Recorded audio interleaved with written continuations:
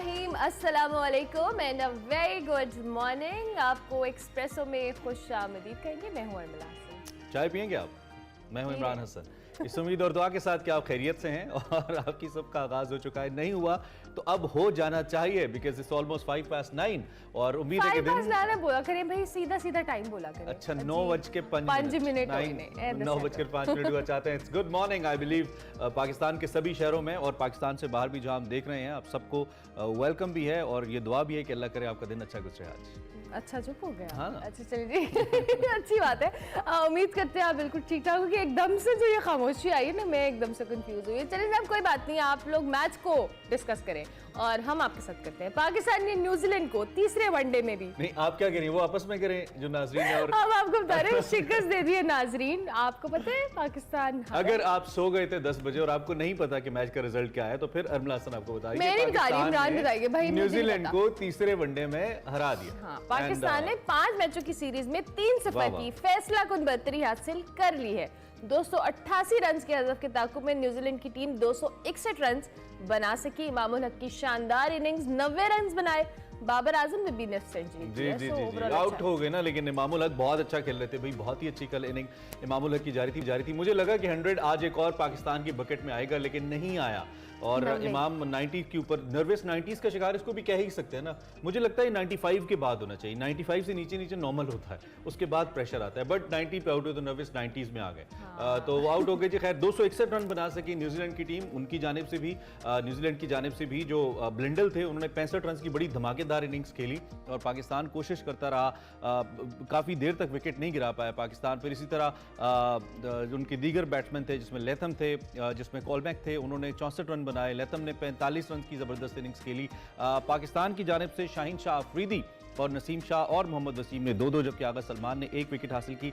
नवाज कल अनफिट हो गए थे उंगली पे गेंद लगने की वजह से, सो ही जस्ट बोल्ड 5.1 ओवर्स और फिर उनको बाहर जाना पड़ा। लेकिन आगा सलमान जब वापस आए, आई थिंक उन्होंने 10 ओवर में आई बिलीव 9 ओवर्स में 45 रन दिए थे, अगर मैं एग्जैक्ट स्टैट बता पाऊँ। लेकिन अच्छी उनकी ऑलमोस्ट कोई 5 की औसत से उन्होंने रन दिए, तो अच्छी बॉलिंग की, 1 विकेट भी लिया आगा ने। अच्छा चलिए जी, मैच में आपको पता है ये हम सिर्फ अपना तज्जिया देते हैं, बाद में हम जो हमारे तज्जियाकार हैं उनका तज्जिया भी लेते हैं। उसके लिए पहले हम तज्जियाकार, फिर हमारे असली तज्जियाकार आते हैं। तो जनाब ये तो मैच की बात करेंगे, लेकिन जो कल ड्रेसिंग रूम में प्लेयर्स को सरप्राइज मिला वो बहुत इंटरेस्टिंग थी। ये एक मोटिवेशन थी उनके लिए।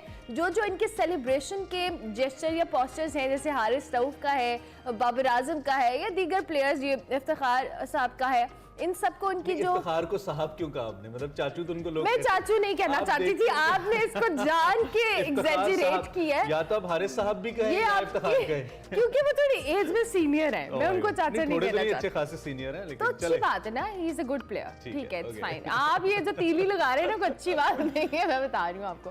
अच्छा जी, ये सब इनकी पिक्चर्स मिली और सब बड़े खुश हुए। बाबर आजम ने पहले खुशी का जरिया भाई हारिस का सेलिब्रेशन का स्टाइल में अच्छी एफर्ट है वैसे क्रिकेट बोर्ड की, प्लेयर जिससे मोटिवेट होते हैं। Haris is always you know happy dude, बहुत जबरदस्त उनकी है। कल खेल नहीं रहे थे वैसे। खैर चलें जी, हम आगे चलते हैं। अब क्या हम करें, बड़ी खबर बता दें कर दें आपको? नहीं, आपको मूड ऑफ नहीं करेंगे। अली मोहम्मद खान हमारे साथ मौजूद हैं, he is a pleasant personality, उनसे जरा बात करते हैं। बड़ी खबर देखते हैं।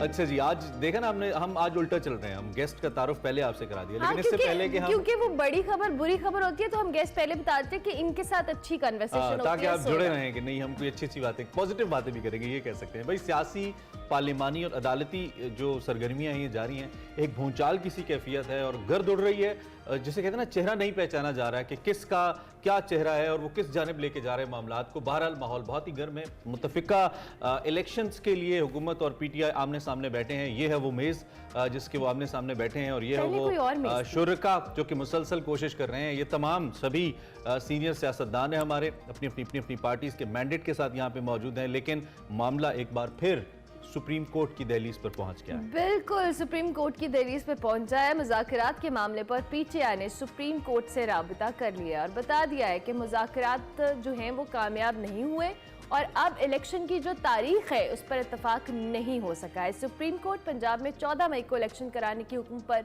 अमल कराए, मगर इलेक्शन कमीशन ने एक बार फिर 14 मई को इलेक्शन कराने से माजरत कर ली है और सुप्रीम कोर्ट में नज़रसानी दरख्वास्त भी दायर की है, जिसमें मौक़िफ़ इख्तियार किया है कि सुप्रीम कोर्ट के पास इंतखाबात की तारीख देने का इख्तियार नहीं है। अदालत ने तारीख देकर इख्तियारात से तजावुज़ की है, इसलिए 14 मई को पोलिंग की तारीख पर नज़रसानी की जो दरख्वास्त है वो वापस ली जाए। अदालत की जानिब से पार्लिमानी कार्रवाई का रिकॉर्ड मांगने पर हुकूमत ने सुप्रीम कोर्ट के खिलाफ गैर एलानिया जंग शुरू कर दी है। कौमी असम्बली में जी धुआंधार सख्त तकरीरें की जा रही हैं। नून लीग ने रिकॉर्ड मांगने पर चीफ जस्टिस को ऐवान में बुलाने का मुतालबा किया है, जबकि पब्लिक अकाउंट्स कमेटी ने सुप्रीम कोर्ट के 10 साल रिकॉर्ड के ऑडिट के लिए नोटिस भी जारी कर दिया। बिल्कुल, और रजिस्ट्रार साहब को 16 मई को तलब कर लिया गया है। इसके साथ तौहीन पार्लियामेंट से मुताल्लिक कानून साजी के लिए भी तैयारियां जरूरी हैं। आई रिपीट, तौहीन पार्लियामेंट के लिए कानून साजी की तैयारियां इस वक्त जारी हैं। इसके साथ साथ हुकूमत ने चीफ जस्टिस के इख्तियारात को कम करने के बाद ऐवान सदर पर भी एक आईनी क्या कहना चाहिए, एक अटैक भी कह सकते हैं इसको, जो किया है।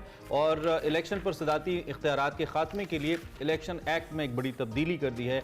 काबीना की कानून साजी कमेटी ने इलेक्शन एक्ट के सेक्शन 57 और 58 में तरामीम की मंजूरी दे दी है। सदर से मुशावरत और इलेक्शन की तारीख देने का जो इख्तियार है इस अमेंडमेंट के जरिए वो वापस ले लिया गया है। सो अब डॉक्यूमेंट्स के जरिए this war is going on. कहां जाती है ये ऊंट, किस करवट बैठता है, there is still a question. अभी एक क्वेश्चन हम अली मोहम्मद खान साहब के आगे भी रखेंगे, तहरीक इंसाफ के सीनियर रहनुमा है। Thank you very much Ali भाई, बहुत शुक्रिया आपने हमें ज्वाइन किया। सबसे पहले तो मुज़ाकरात के हवाले से ज़रूर बात करेंगे। ये जो मुज़ाकरात हैं इस पे हम चाहेंगे कि तहरीक इंसाफ का जो मौक़िफ़ है कि मुज़ाकरात में नाकामी की वजह क्या बज़ाहिर आपके नज़दीक है, क्योंकि जब पहले भी हम मुख्तलिफ रहनुमाओं की स्टेटमेंट पढ़ रहे थे और फवाद चौधरी साहब ने भी ट्वीट किया था 70% जी हमारे मामलात पे इत्तफाक हुआ है, जो 30% रहते हैं, लेकिन अनफॉर्चुनेटली कुछ खातिर का रिजल्ट नहीं आए इन मुज़ाकरात के। क्या कहेंगे इस हवाले से? बहुत शुक्रिया। बिस्मिल्लाहिर्रहमानिर्रहीम, अल्लाहुम्मा सल्लि व सल्लिम मुबारक अला सय्यिदिना मुहम्मद रसूलुल्लाह सल्लल्लाहु अलैहि वसल्लम। सबसे पहले तो आपको बहुत बहुत सुबह बखैर भी। माशाल्लाह आप लोगों ने बड़े ब्राइट कलर्स पहने हुए हैं, मैं देख रहा हूँ, सामने आईपैड में नज़र आ रहा है। और जो आपके खुश्क सवाल हैं, ज़ाहिर खुशकी हैं, खुशी की खबर तो उसमें फ़िलहाल मुझे नज़र नहीं आ रही, लेकिन उससे पहले एक बात अपने पाकिस्तानियों से, अपने दोस्त जो हमें देख रहे हैं, कि वो एक शेर है ना कि ये दाग दाग उजाला, ये दाग दाग उजाला, ये शब गजीरा सहर, ये वो सहर तो नहीं जिसका इंतजार था। आपकी भी और मेरी भी 2 नस्लें कब्रों में चली गई हैं। मेरे दादा जो पाकिस्तान बनाने वाली जनरेशन में थे, और मुझे इस पर फख्र है कि जब करारदाद लाहौर पास हो रही थी, मेरे दादा पीर मोहम्मद साहब ऑल इंडिया मुस्लिम लीग कायद आज़म के एक कारकुन के तौर पर उधर थे। फिर मेरे वालिद की जनरेशन जो सरकारी मुलाजमत में थे वो भी चले गए, इसी ख्वाब उस आंखों में सजाए इस मुल्क को हम वो मुल्क बनाए। मैं इस बात में जाता ही नहीं कि नून ने क्या किया, पीपल्स पार्टी ने या हमने, क्योंकि हम भी अब उसमें हैं, स्टेक होल्डर हैं। 3.5 पौने 4 साल मरकज में, 9 साल एक सूबे में हमारी हुकूमत रही। मैं पाकिस्तान की नौजवान नस्ल से मुखातिब हूँ जो मेरे से उम्र में कुछ कम है, कि एक ख्वाब था अलामा का, जिसको अमल पजीर किया कायद ने लाखों मुसलमानान हिंद के साथ, और एक ऐसा ख्वाब जिसमें इतनी बड़ी कुर्बानी उन्होंने दी कि उनमें से बहुतों को पता था कि ये मुल्क जब बनेगा तो हम उसमें नहीं होंगे। ये वो काम होता है जो बाप करता है, उसको पता होता है कि अपनी जवानी वो खत्म कर देता है बच्चों के लिए। तो बहुत से तो हिंदुस्तान में रह गए, लेकिन ख्वाब को पूरा किया। अब हमारी जिम्मेदारी है कि इस ख्वाब को हम पूरा करें। और इस पे मुझे अपना नहीं, मैं हिंदुस्तान के एक साबिक सदर की बात आपको बताऊंगा, अब्दुल कलाम, कि वो कहते हैं कि dream is not what you see while you are sleeping, a dream is something which you see while you are awake. कि जब आप जागते में कोई ख्वाब देखते हैं जो आपको सोने ही नहीं देता, ख्वाब होता है जो आपको सोने ही नहीं देता। तो हम सब एक ख्वाब देखें कि यार इस मुल्क को हम अपनी अपनी फील्ड में वो मुल्क बनाएं जो इसका मेराज है। ये मुल्क बहुत बड़ा मुल्क है और इसका बहुत बड़ा होप और फ्यूचर है। इसलिए मुझे इसका भी दुख होता है जब सियासी लीडरशिप किसी चीज पे फेल होती है, क्योंकि हम लोग तो, मेरे जैसे लोग, अभी मुराद सीद को देखें उसको कितनी थ्रेट है, उस जैसे नौजवान, हम लोग तो एक विजन के साथ, एक ख्वाब आंखों में सजाए इमरान खान के साथ, या हमारी तरह और अपनी अपनी जमातों में नून वगैरह में गए होंगे, हम तो एक विजन के साथ यार ये मुल्क मेरा वो मुल्क बने कि दुनिया में। आज देखें हमसे बाद में आजाद हुआ, जाहिर है हमारा मुल्क टूट के आजाद हुआ, ईस्ट पाकिस्तान जो बांग्लादेश बना, आज उसके फॉरेक्स रिजर्व देखे हमसे पता नहीं कुछ 4-5 गुना है। हिंदुस्तान की जो बात ही ना करें, 500 अरब के करीब है और हम 3.5 पौने 4 अरब पे बैठे हैं। ये खुशी की बात नहीं है। मैं अगर इस बात पे आज नून लीग को गंदा करूं तो ये फिर भी मुल्क की जाहिर है खुशी की बात तो नहीं है। अब ये जो आपने टॉक्स की बात की है, आई वॉज वेरी होपफुल क्योंकि मैं तो सुप्रीम कोर्ट में जाता रहा, सारा मैं उसको ऑब्जर्व करता रहा। चीफ जस्टिस साहब ने बड़ा पेन दिया, हालांकि अपनी जिम्मेदारियों से बढ़ के उन्होंने ये एक मौका दिया सियासी लीडरशिप को। चाहे जो भी वजह हो, बदकिस्मती से सियासी लीडरशिप ने उस मेज पे बैठ के इस कौम को एक बार फिर फेल किया है। कोई उसको कुछ भी बात कहे, कौम की उम्मीदें थी, सीनियर तरीन लोग बैठे हुए थे, ज़ाहिर इमरान खान साहब या शहबाज साहब या जरदारी साहब नहीं थे, लेकिन उनसे एक स्टेप नीचे सीनियर तरीन लोग बैठे थे। और जो भी उसकी वजह हो, हमारी तरफ से तो ये था कि हमारा ये पॉइंट था कि यार आप असेंबलियां तोड़ें, और उसके बाद डेट उनकी तरफ से ये था कि नहीं बजट। तो मेन जो उम्मीद अफजा बात है वो ये है कि कम से कम इस नुक्ते पे जो लगता है दोनों तरफ मुत्तफिक हो गए हैं कि यार एक डेट पे हो। अब वो डेट क्या होगी, अब मैंने आपके भी किसी पिछले प्रोग्राम में ये बात की है, आखिरी बात मेरी सॉरी लंबी हो रही, कि आपका जो 8 अक्टूबर है, 8 अक्टूबर के इलेक्शन अगर आप 8 को भी करते हैं तो आपने कम से कम 2 महीने पहले सारा कुछ खत्म करके केयरटेकर को देना है, तो वो आपका एंड जुलाई या स्टार्ट ऑफ अगस्त बनता है। तो बात सारी 2-2.5 महीने की है। ये लोग जो आए बैठे हैं इंपोर्टेड वाले, इंपोर्टेड सरकार, साल गुजार दिया है। चलिए भाई 2 महीने आप ही मान जाएं, 2-2.5 महीने रह गए, 2 महीने आप ही मान जाएं। यहाँ पे ये नुक्ता है कि सबको अपना एक मिडिल ग्राउंड की तरफ आना पड़ेगा। सुप्रीम कोर्ट में तो कल हमारी रिपोर्ट चली गई है, होपफुली शायद इसमें दोबारा अगर ये लोग बैठते हैं और उसमें कोई राह निकलती है वो बेहतर होगा। क्योंकि अब अगर सुप्रीम अली भाई, कोर्ट एक तो आपने बहुत ही अच्छी बातें आपने की हैं और आप हमेशा करते हैं, यू ऑलवेज ट्राई टू थोड़ा सा कूल डाउन करने की आप कोशिश करते हैं, आपका बड़ा इंपॉर्टेंट रोल है। और आने वाले वक्त के अंदर मुझे लगता है, मुझे नहीं पता आप सियासत में कब तक हैं, लेकिन जो नए आने वाले सियासतदान हैं, जूनियर्स हैं, वो डेफिनेटली आपकी इस बात को सराहेंगे, the way you take things. और आपकी तरह और भी चंद फेसेस हैं दीगर पार्टीज में भी, so we really appreciate first of all. Second thing, agitation से आज तक हम अगर सिर्फ पीटीआई का ट्रैक रिकॉर्ड उठा लें, मेरे ख्याल में हमने 71 की पॉलिटिक्स अपनी आंखों से नहीं देखी है, पीपल्स पार्टी 70s 60s की हमने आंखों से नहीं देखी है, लेकिन हमें पता है कि कितनी मकबूल थी, भुट्टो साहब कितने मकबूल थे, वी नो दैट। देन बीबी कितनी मकबूल थी 80s के अंदर एंड देन 90s के अंदर। लेकिन उसके बावजूद आज तक एजिटेशनल पॉलिटिक्स से पाकिस्तान के पॉलिटिकल स्ट्रक्चर्स के अंदर आपको पता है कि मफादात का उसूल नहीं हो पाया। आपकी स्ट्रीट पावर बहुत शानदार रही, आपने धरना भी किया, लॉन्गेस्ट धरना किया आपने, उसके बावजूद आप अपने मकासद नहीं हासिल कर पाए, चाहे वो किसी प्राइम मिनिस्टर का इस्तीफा हो, किसी गवर्नमेंट का खत्म होना हो, और फिर मौजूदा सूरत हाल में तो कहीं ना कहीं बात होनी तो समझौते के ही ऊपर है। तो आपको अपनी पार्टी के नुक्ता निगाह से लगता है कि you have also somehow lost a chance in this particular manner, कि किसी एक डेट पे आप ले आते, कम से कम 1.5-2 महीने उनको पीछे सिरका लेते, थोड़ा खुद से रख जाते, ऐसा हो सकता था? देखिए, आपने कहा कि कब तक सियासत में है, तो मैं कोई इतना अभी बाबा बुजुर्ग तो नहीं हूँ, और दूसरा ये है हालात बहुत मुवाफिक नहीं है ना। आपने मुराद सईद की एग्जांपल खुद दी, तो इसलिए मैं तो चाहता हूँ आप रहें, मैं तो चाहता हूँ। ख्वाब ये है कि जो एक प्रेडिक्शन थी सूफी मोहम्मद बरकत अली साहब फैसलाबाद वाले की, जो मैंने कौमी असेंबली और सेनेट में 2-3-4 दफा ये बात की है कि एक वक्त आएगा कि इस्लामाबाद की हाँ और ना में दुनिया की हाँ और ना होगी। ये बहुत बड़ी बात है, कहने में आसान है, अल्लाह करे वो दिन हमें अल्लाह दिखाए, उसके लिए अल्लाह हमसे काम ले कि पाकिस्तान का झंडा दुनिया का सबसे बुलंद तरीन झंडा, आमीन,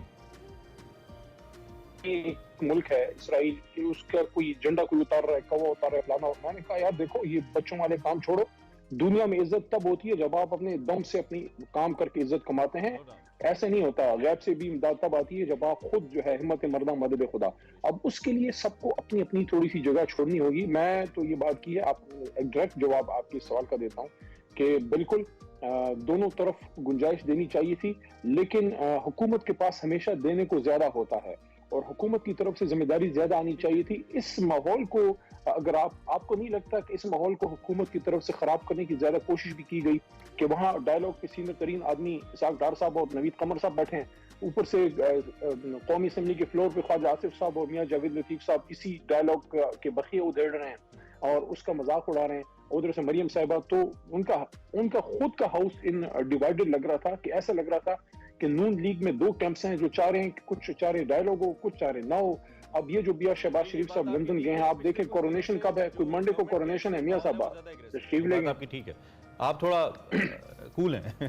ठीक है। अच्छा अली भाई, अब अगला सवाल इसी हवाले से, जिस तरह से आप लोगों ने मुज़ाकरात के बाद अब सुप्रीम कोर्ट से दोबारा रुजू किया है, 14 मई में अब 10 दिन तकरीबन रह गए हैं इलेक्शन की जो कंडक्ट कराना वो तो ऑलमोस्ट नामुमकिन ही है, लेकिन दूसरी जानिब इलेक्शन कमीशन ने भी दोबारा माजरत कर ली है जी कि हम इलेक्शन नहीं करा सकते, और सुप्रीम कोर्ट ने भी अदालती इस्लाहात से मुतल्लिक पार्लिमानी रिकॉर्ड मांगा है जो अभी तक हुकूमत ने देने से तो इनकार किया है, लेकिन उस पर चीफ जस्टिस को ऐवान में लाने का मुतालबा किया है। ये जो अदालतों के साथ अब मामला शुरू हो गया, बहुत खुलकर सामने आ रही है तनकीद, और मौजूद जज साहिबान के हवाले से भी बात हो रही है, आप इसको किस डायरेक्शन में जाता हुआ देख रहे हैं?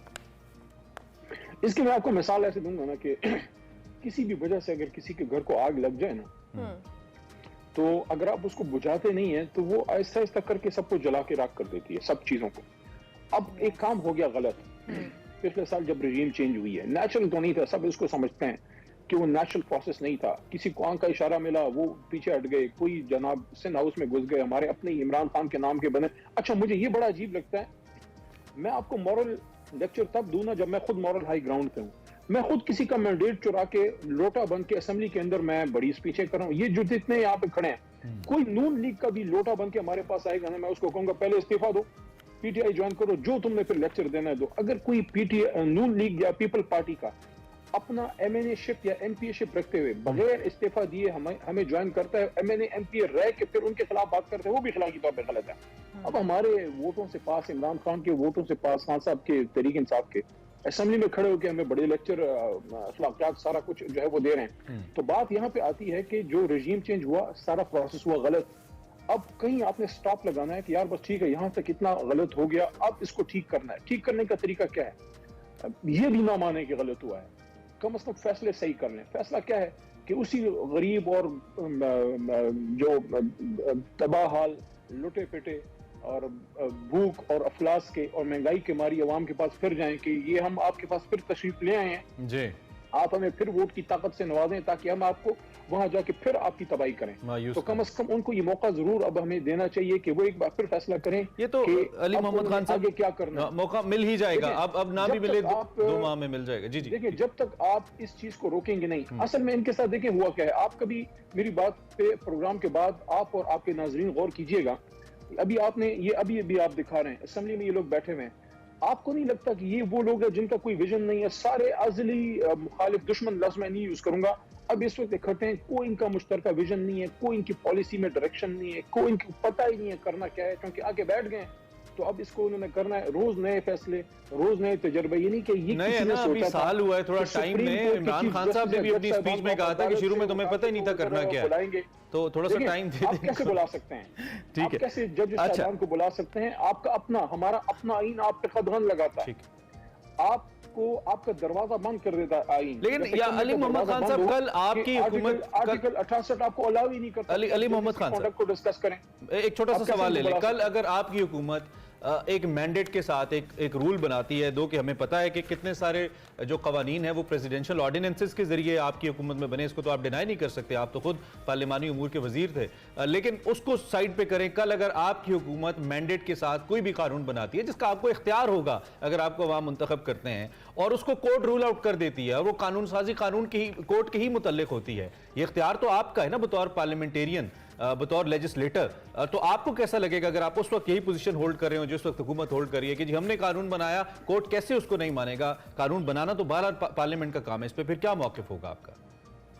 देखिए वो सारा डिपेंड करता है टाइमिंग पे और इंटेंशन पे, और आईन के अंदर कुछ बुनियादी कवानीन हैं, कुछ गुड नॉर्म्स हैं जिसके खिलाफ आप नहीं जा सकते।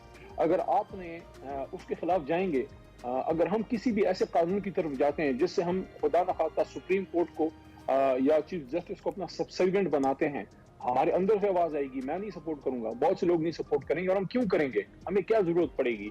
ये जरूरत आपको तब पड़ती है जब आप खुद आईन से आगे फरार होने की कोशिश करें। नहीं, अगर कानून बन जाता है और कोर्ट उसको नहीं मानती, अगर मेरा सवाल उसके बाद आपकी ज़मीर की आवाज अपनी जगह, कानून बन जाता है, पार्लियामेंट बना देती है और कोर्ट कहती है कि नहीं ये कानून नहीं इंप्लीमेंट हो सकता, भले पार्लियामेंट ने बनाया है, उस वक्त बीइंग पार्लियामेंटेरियन और मिनिस्टर फॉर पार्लियामेंट्री अफेयर्स आप क्या सोचेंगे? इसको कैसे देखेंगे? देखिए उसमें दो सूरत हाल है। अगर हमने आईन की खिलाफ वर्जी नहीं की और आईन के मुताबिक हमने टेक्निकली करेक्ट कानून बनाया है तो मैं तो कानून के साथ खड़ा हूंगा। लेकिन अगर आईन ये कहता है कि आपने सुप्रीम कोर्ट के पावर को चेंज करने के लिए आर्टिकल 182(3) में चेंज करनी है, उसके लिए 2/3 अक्सरियत चाहिए।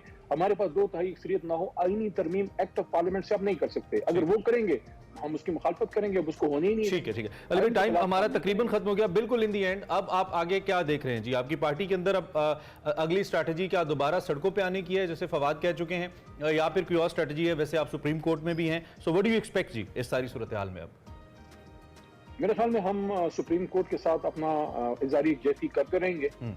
फिलहाल कोई बहुत बड़ी ऐसी मूवमेंट कि अचानक हम कोई एक बहुत बड़ी मूवमेंट खड़ी करें, वो इस वक्त फौरी अगले 15-20 दिन में तो नजर नहीं आ रही। उसमें हम अपना इज़हारी यकजहती करेंगे, क्योंकि केस सुप्रीम कोर्ट में है। तो मेरे ख्याल में हम सुप्रीम कोर्ट को मौका देंगे कि सुप्रीम कोर्ट इस पे कोई प्रॉपर जो भी उनका मुनासिब फैसला लगता है वो उसको करें।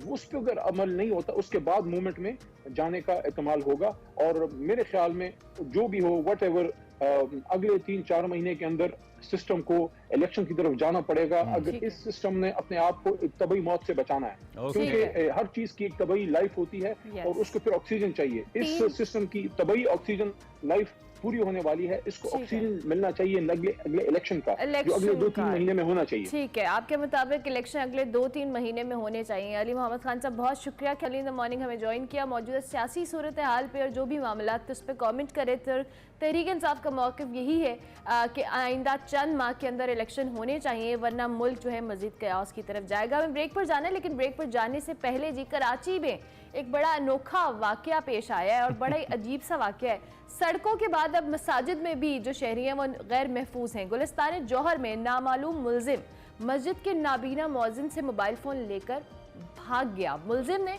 मौज़िन के ऑनलाइन अकाउंट से पैसे भी निकाल लिए और मौज़िन के मुताबिक उन्होंने उम्रे की अदायगी के लिए थोड़ी थोड़ी रकम कर जो जमा की थी रकम। और वाक़या 2 दिन पहले पेश आया। पुलिस हुकाम के मुताबिक सीसीटीवी फुटेज की मदद से जो मुलजिम की तलाश है वो जारी है और मुलजिम जल्द कानून की गिरफ्त में भी होगा।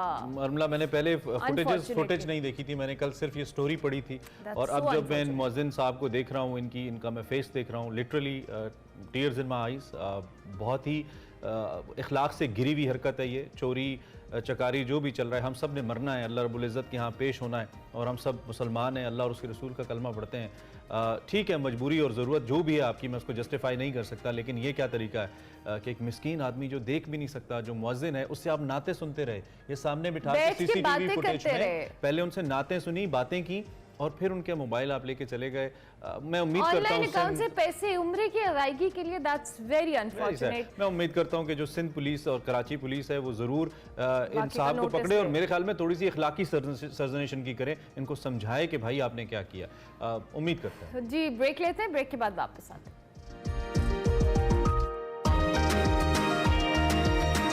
पीछे सीट में तरीन लोग बैठे थे और जो भी उसकी वजह हो, हमारी तरफ से तो ये था कि हमारा ये पॉइंट था कि यार आप असेंबली तोड़ें, और उसके बाद डेट उनकी तरफ से ये था कि नहीं बजट। तो मेन जो उम्मीद अफजा बात है वो ये है कि कम से कम इस नुक्ते पे जो लगता है दोनों तरफ मुत्तफिक हो गए हैं कि यार एक डेट पे हो। अब वो डेट क्या होगी? अब मैंने आपके भी किसी पिछले प्रोग्राम में ये बात की है, आखिरी बात मेरी सॉरी लंबी हो रही, कि आपका जो 8 अक्टूबर है, 8 अक्टूबर के इलेक्शन अगर आप 8 को भी करते हैं तो आपने कम से कम 2 महीने पहले सारा कुछ खत्म करके केयरटेकर को देना है। तो वो आपका एंड जुलाई या स्टार्ट ऑफ अगस्त बनता है। तो बात सारी 2-2.5 महीने की है। ये लोग जो आए बैठे हैं इम्पोर्टेड वाले, इम्पोर्टेड सरकार साल गुजार दिया है। चलिए भाई 2 महीने आप ही मान, 2-2.5 महीने रह गए, 2 महीने आप ही मान। यहाँ पे ये नुक्ता है कि सबको अपना एक मिडिल ग्राउंड की तरफ आना पड़ेगा। सुप्रीम कोर्ट में तो कल हमारी रिपोर्ट चली गई है। होपफुली शायद इसमें दोबारा अगर ये लोग बैठते हैं और उसमें कोई राह निकलती है वो बेहतर होगा। क्योंकि अब अगर अली भाई, एक तो आपने बहुत ही अच्छी बातें आपने की हैं और आप हमेशा करते हैं, यू ऑलवेज ट्राई टू थोड़ा सा कूल डाउन करने की आप कोशिश करते हैं। आपका बड़ा इंपॉर्टेंट रोल है और आने वाले वक्त के अंदर मुझे लगता है, मुझे नहीं पता आप सियासत में कब तक हैं, लेकिन जो नए आने वाले सियासतदान हैं, जूनियर्स हैं, वो डेफिनेटली आपकी इस बात को सराहेंगे, the way you take things. और आपकी तरह और भी चंद फेसेस हैं दीगर पार्टीज में भी, so we really appreciate first of all. Second thing, agitation से आज तक हम अगर सिर्फ पीटीआई का ट्रैक रिकॉर्ड उठा लें, मेरे ख्याल में हमने 71 की पॉलिटिक्स अपनी आंखों से नहीं देखी है। पीपल्स पार्टी 70-60s की हमने आंखों से नहीं देखी है, लेकिन हमें पता है कि कितनी मकबूल थी। भुट्टो साहब कितने मकबूल थे, वी नो दैट। देन बीबी कितनी मकबूल थी 80s के अंदर एंड देन 90s के अंदर। लेकिन उसके बावजूद आज तक एजुटेशनल पॉलिटिक्स से पाकिस्तान के पॉलिटिकल स्ट्रक्चर्स के अंदर आपको पता है कि मफादात का उसूल नहीं हो पाया।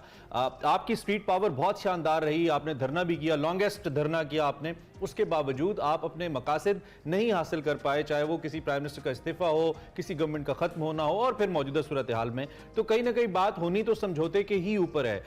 तो आपको अपनी पार्टी के नुक्ता निगाह से लगता है कि you have also somehow lost a chance in this particular manner कि किसी एक डेट पे आप ले आते, कम से कम 1.5-2 महीने उनको पीछे से रखा लेते, थोड़ा खुद से रख जाते, ऐसा हो सकता था?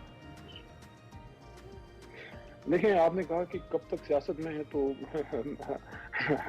मैं कोई इतना अभी बाबा बुजुर्ग तो नहीं हूँ, और दूसरा ये है हालात बहुत मुवाफिक नहीं है ना। आपने मुराद सईद की एग्जांपल खुद दी, तो इसलिए मैं तो चाहता हूँ आप रहें, मैं तो चाहता हूँ। ख्वाब ये है कि जो एक प्रेडिक्शन थी सूफी मोहम्मद बरकत अली साहब फैसलाबाद वाले की, जो मैंने कौमी असम्बली और सेनेट में 2-3-4 दफा ये बात की है कि एक वक्त आएगा कि इस्लामाबाद की हाँ और ना में दुनिया की हाँ और ना होगी। ये बहुत बड़ी बात है, कहने में आसान है, अल्लाह करे वो दिन हमें अल्लाह दिखाए, उसके लिए अल्लाह हमसे काम ले कि पाकिस्तान का झंडा दुनिया का सबसे बुलंद तरीन झंडा, आमीन, एक मुल्क है इसराइल कि उसका कोई झंडा कोई उतार रहा है, कौवा उतार रहा है, फलाना। और मैंने कहा यार देखो, ये बच्चों वाले काम छोड़ो, दुनिया में इज्जत तब होती है जब आप अपने दम से अपनी काम करके इज्जत कमाते हैं, ऐसे नहीं होता। गैब से भी इमदाद तब आती है जब आप खुद जो है हिम्मत मर्दा मदद खुदा। अब उसके लिए सबको अपनी अपनी थोड़ी सी जगह छोड़नी होगी। मैं तो ये बात की है, आप एक डायरेक्ट जवाब आपके सवाल का देता हूँ कि बिल्कुल दोनों तरफ गुंजाइश देनी चाहिए थी, लेकिन हुकूमत के पास हमेशा देने को ज्यादा होता है और हुकूमत की तरफ से जिम्मेदारी ज्यादा आनी चाहिए थी। इस माहौल को अगर आपको नहीं लगता कि इस माहौल को हुकूमत की तरफ से खराब करने की ज्यादा कोशिश भी की गई कि वहाँ डायलॉग के सीनियर तरीन आदमी इसाक डार साहब और नवीद कमर साहब बैठे हैं, ऊपर से कौमी असम्बली के फ्लोर पे ख्वाजा आसिफ साहब और मियां जावेद लतीफ साहब इसी डायलॉग के बखिए उधेड़ रहे हैं और उसका मजाक उड़ा रहे हैं, उधर से मरियम साहिबा, तो उनका खुद का हाउस इन डिवाइडेड लग रहा था कि ऐसा लग रहा था कि नून लीग में दो कैंप्स हैं, जो चाह रहे हैं कि कुछ चाह रहे डायलॉग हो, कुछ चाह रहे ना हो। अब ये जो बिया शहबाज शरीफ साहब लंदन गए हैं, आप देखें कोरोनेशन कब है, कोई मंडे को कोरोनेशन है मियां साहब, आपकी ठीक है, आप थोड़ा कूल हैं। ठीक है। अच्छा अली भाई, अब अगला सवाल इसी हवाले से, जिस तरह से आप लोगों ने मुज़ाकरात के बाद अब सुप्रीम कोर्ट से दोबारा रुजू किया है, 14 मई में अब 10 दिन तकरीबन रह गए हैं इलेक्शन की, जो कंडक्ट कराना वो तो ऑलमोस्ट नामुमकिन ही है, लेकिन दूसरी जानिब इलेक्शन कमीशन ने भी दोबारा माजरत कर ली है जी कि हम इलेक्शन नहीं करा सकते, और सुप्रीम कोर्ट ने भी अदालती इस्लाहात से मुतल्लिक पार्लिमानी रिकॉर्ड मांगा है, जो अभी तक हुकूमत ने देने से तो इनकार किया है, लेकिन उस पर चीफ जस्टिस को ऐवान में लाने का मुतालबा किया है। ये जो अदालतों के साथ अब मामला शुरू हो गया, बहुत खुलकर सामने आ रही है तनकीद, और मौजूद जज साहिबान के हवाले से भी बात हो रही है, आप इसको किस डायरेक्शन में जाता हुआ देख रहे हैं? इसकी मैं आपको मिसाल ऐसे दूंगा ना कि किसी भी वजह से अगर किसी के घर को आग लग जाए ना, तो अगर आप उसको बुझाते नहीं है तो वो आहिस्ता आहिस्ता करके सबको जला के राख कर देती है, सब चीजों को। अब एक काम हो गया गलत, पिछले साल जब रजीम चेंज हुई है, नेचुरल तो नहीं था, सब इसको समझते हैं कि वो नेचुरल प्रोसेस नहीं था, किसी को आंख का इशारा मिला वो पीछे हट गए, कोई जनाब सिंध हाउस में घुस गए, हमारे अपने इमरान खान के नाम के बने। अच्छा, मुझे ये बड़ा अजीब लगता है, मैं आपको मॉरल लेक्चर तब दूं ना जब मैं खुद मॉरल हाई ग्राउंड पे हूँ। मैं खुद किसी का मैंडेट चुरा के लोटा बन के असेंबली के अंदर मैं बड़ी स्पीचें कर रहा हूँ। ये जो जितने यहाँ पे खड़े हैं, कोई नून लीग का भी लोटा बन के हमारे पास आएगा ना, मैं उसको कहूंगा पहले इस्तीफा दो, पीटीआई ज्वाइन करो, जो तुमने फिर लेक्चर देना है दो। अगर कोई पीटीआई नून लीग या पीपल पार्टी का अपना एमएनए शिप या एमपीए शिप रखते हुए बगैर इस्तीफा दिए हमें ज्वाइन करता है, एमएनए एमपीए रह के फिर उनके खिलाफ बात करते हैं, वो भी खिलाफी तौर पर गलत है। अब हमारे वोटों से पास, इमरान खान के वोटों से पास, खान साहब के, तहरीक इंसाफ के असेंबली में खड़े होकर हमें बड़े लेक्चर अखलाकियात सारा कुछ जो है वो दे रहे हैं। तो बात यहाँ पे आती है कि जो रजीम चेंज हुआ, सारा प्रोसेस हुआ गलत। अब कहीं आपने स्टॉप लगाना है कि यार बस ठीक है, यहाँ तक इतना गलत हो गया, अब इसको ठीक करना है। ठीक करने का तरीका क्या है? ये भी ना माने कि गलत हुआ है, कम से कम फैसले सही कर लें। फैसला क्या है कि उसी गरीब और जो तबाह हाल, लुटे पिटे और भूख और अफलास के और महंगाई के मारी अवाम के पास फिर जाएं कि ये हम आपके पास फिर तशरीफ ले आए हैं जी, आप हमें फिर वोट की ताकत से नवाजें ताकि हम आपको वहां जाके फिर आपकी तबाही करें। तो कम से कम उनको ये मौका जरूर अब हमें देना चाहिए कि वो एक बार फिर फैसला करें। ये तो अली मोहम्मद खान साहब आगे क्या करना, मौका मिल ही जाएगा, अब ना भी मिले 2 माह में मिल जाएगा। जी जी, देखिए जब तक आप इस चीज को रोकेंगे नहीं, असल में इनके साथ देखें हुआ क्या है। आप कभी मेरी बात पे प्रोग्राम के बाद आप और आपके नाजरीन गौर कीजिएगा, अभी आपने ये अभी अभी आप दिखा रहे हैं असेंबली में ये लोग बैठे हुए हैं, आपको नहीं लगता कि ये वो लोग हैं जिनका कोई विजन नहीं है? सारे अजली मुखालिफ दुश्मन लफ्ज मैं नहीं यूज करूंगा, अब इस वक्त इकट्ठे हैं, कोई इनका मुश्तरका विजन नहीं है, कोई इनकी पॉलिसी में डायरेक्शन नहीं है, कोई इनको पता ही नहीं है करना क्या है, क्योंकि आके बैठ गए।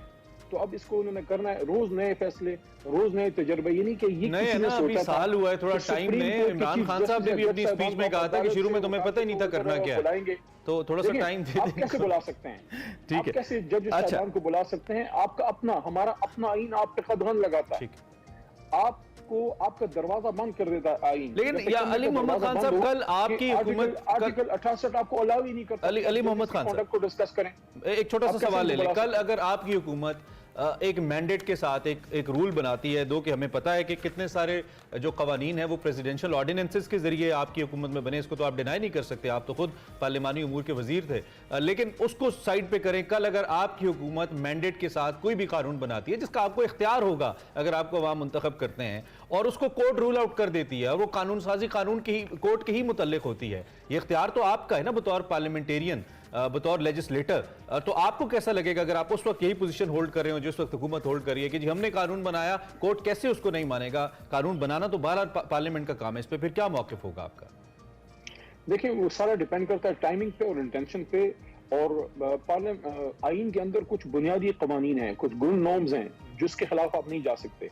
अगर आपने उसके खिलाफ जाएंगे, अगर हम किसी भी ऐसे कानून की तरफ जाते हैं जिससे हम खुदा न खास्ता सुप्रीम कोर्ट को या चीफ जस्टिस को अपना सबसेक्वेंट बनाते हैं, हमारे अंदर से आवाज आएगी, मैं नहीं सपोर्ट करूंगा, बहुत से लोग नहीं सपोर्ट करेंगे, और हम क्यों करेंगे? हमें क्या जरूरत पड़ेगी?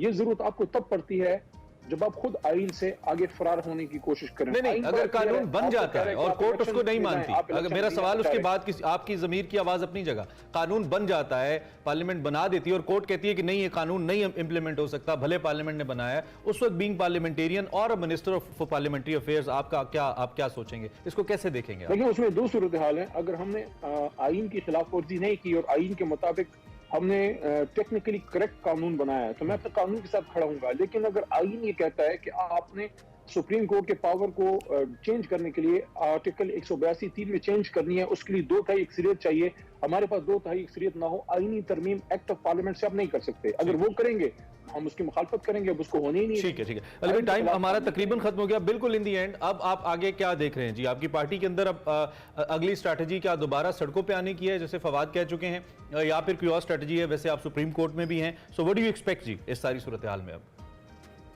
मेरे ख्याल में हम सुप्रीम कोर्ट के साथ अपना इज़ारी यकजहती करते रहेंगे। फिलहाल कोई बहुत बड़ी ऐसी मूवमेंट, अचानक हम कोई बहुत बड़ी मूवमेंट खड़ी करें, वो इस वक्त फौरी अगले 15-20 दिन में तो नजर नहीं आ रही। उसमें हम अपना इज़ारी यकजहती करेंगे, चूंकि केस सुप्रीम कोर्ट में है, तो मेरे ख्याल में हम सुप्रीम कोर्ट को मौका देंगे कि सुप्रीम कोर्ट इस पे कोई प्रॉपर जो भी उनका मुनासिब फैसला लगता है वो उसको करें। वो उस पर अगर अमल नहीं होता, उसके बाद मूवमेंट में जाने का एहतमाल होगा। और मेरे ख्याल में जो भी हो, वट एवर, अगले 3-4 महीने के अंदर सिस्टम को इलेक्शन की तरफ जाना पड़ेगा, अगर इस सिस्टम ने अपने आप को एक तबई मौत से बचाना है, क्योंकि हर चीज की एक तबई लाइफ होती है और उसको फिर ऑक्सीजन चाहिए। इस सिस्टम की तबई ऑक्सीजन लाइफ पूरी होने वाली है, इसको ऑक्सीजन मिलना चाहिए अगले इलेक्शन का, जो अगले 2-3 महीने में होना चाहिए। ठीक है, आपके मुताबिक इलेक्शन अगले 2-3 महीने में होने चाहिए। अली मोहम्मद खान साहब, बहुत शुक्रिया कि अर्ली इन द मॉर्निंग हमें ज्वाइन किया, मौजूदा सियासी सूरत हाल पे और जो भी मामला थे उस पर कॉमेंट करे। तो तहरीक इंसाफ का मौक़िफ़ यही है कि आइंदा चंद माह के अंदर इलेक्शन होने चाहिए, वरना मुल्क जो है मज़ीद कयास की तरफ जाएगा। हमें ब्रेक पर जाना है, लेकिन ब्रेक पर जाने से पहले जी कराची में एक बड़ा अनोखा वाकया पेश आया है और बड़ा ही अजीब सा वाकया है। सड़कों के बाद अब मसाजिद में भी जो शहरी हैं वो गैर महफूज हैं। गुलिस्तान जौहर में नामालूम मुल्जिम मस्जिद के नाबीना मौज़िन से मोबाइल फ़ोन लेकर भाग गया। मुल्जिम ने मौज़िन के ऑनलाइन अकाउंट से पैसे भी निकाल लिए और मौज़िन के मुताबिक उन्होंने उम्रे की अदायगी के लिए थोड़ी थोड़ी रकम कर जो जमा की थी रकम, और वाकया 2 दिन पहले पेश आया। पुलिस हुकाम के मुताबिक सीसीटीवी फुटेज की मदद से जो मुल्जिम की तलाश है वो जारी है और मुल्जिम जल्द कानून की गिरफ्त में भी होगा। मरमला, मैंने पहले फुटेज नहीं देखी थी, मैंने कल सिर्फ ये स्टोरी पढ़ी थी, और अब जब मैं मौज़िन साहब को देख रहा हूँ, इनका मैं फेस देख रहा हूँ, literally tears in my eyes, बहुत ही इखलाक से घिरी हुई हरकत है ये। चोरी चकारी जो भी चल रहा है, हम सब ने मरना है, अल्लाह रब्बुल इज़्ज़त के यहाँ पेश होना है, और हम सब मुसलमान हैं, अल्लाह और उसके रसूल का कलमा पढ़ते हैं। ठीक है, मजबूरी और ज़रूरत जो भी है आपकी, मैं उसको जस्टिफाई नहीं कर सकता, लेकिन ये क्या तरीका है कि एक मिस्कीन आदमी जो देख भी नहीं सकता, जो मुअज्जिन है, उससे आप नाते सुनते रहे। ये सामने बिठा के CCTV फुटेज में पहले उनसे नातें सुनी, बातें की, और फिर उनके मोबाइल आप लेके चले गए। मैं उम्मीद करता हूं अकाउंट से पैसे उम्र की अदायगी के लिए, दैट्स वेरी अनफॉर्चुनेट। मैं उम्मीद करता हूं कि जो सिंध पुलिस और कराची पुलिस है वो जरूर इन साहब को पकड़े, और मेरे ख्याल में थोड़ी सी इखलाकी सर्जनेशन की करें, इनको समझाए कि भाई आपने क्या किया। उम्मीद करते हैं। जी, ब्रेक लेते हैं, ब्रेक के बाद वापस आते हैं।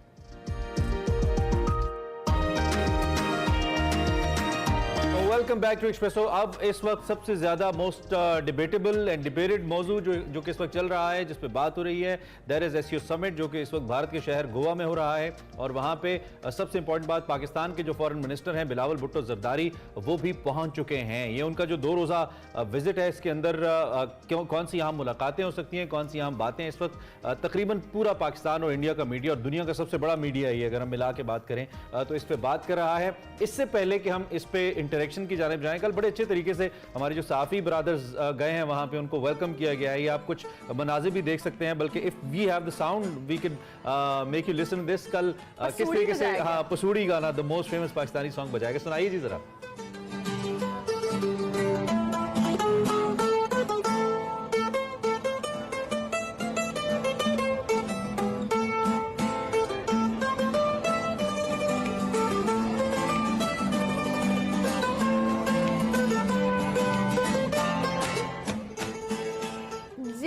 वज़ीर ख़ारिजा इजलास में शिरकत के लिए जो वज़ीर ख़ारिजा हैं बिलावल भुट्टो ज़रदारी, वो पहुंच चुके हैं। इजलास भारतीय शहर जी गोवा में हो रहा है, और बिलावल भुट्टो ज़रदारी भारत में दौरे के दौरान साइडलाइन अहम मुलाकातें के हवाले से भी तवक्को की जा रही है कि उनकी मुलाकातें होंगी।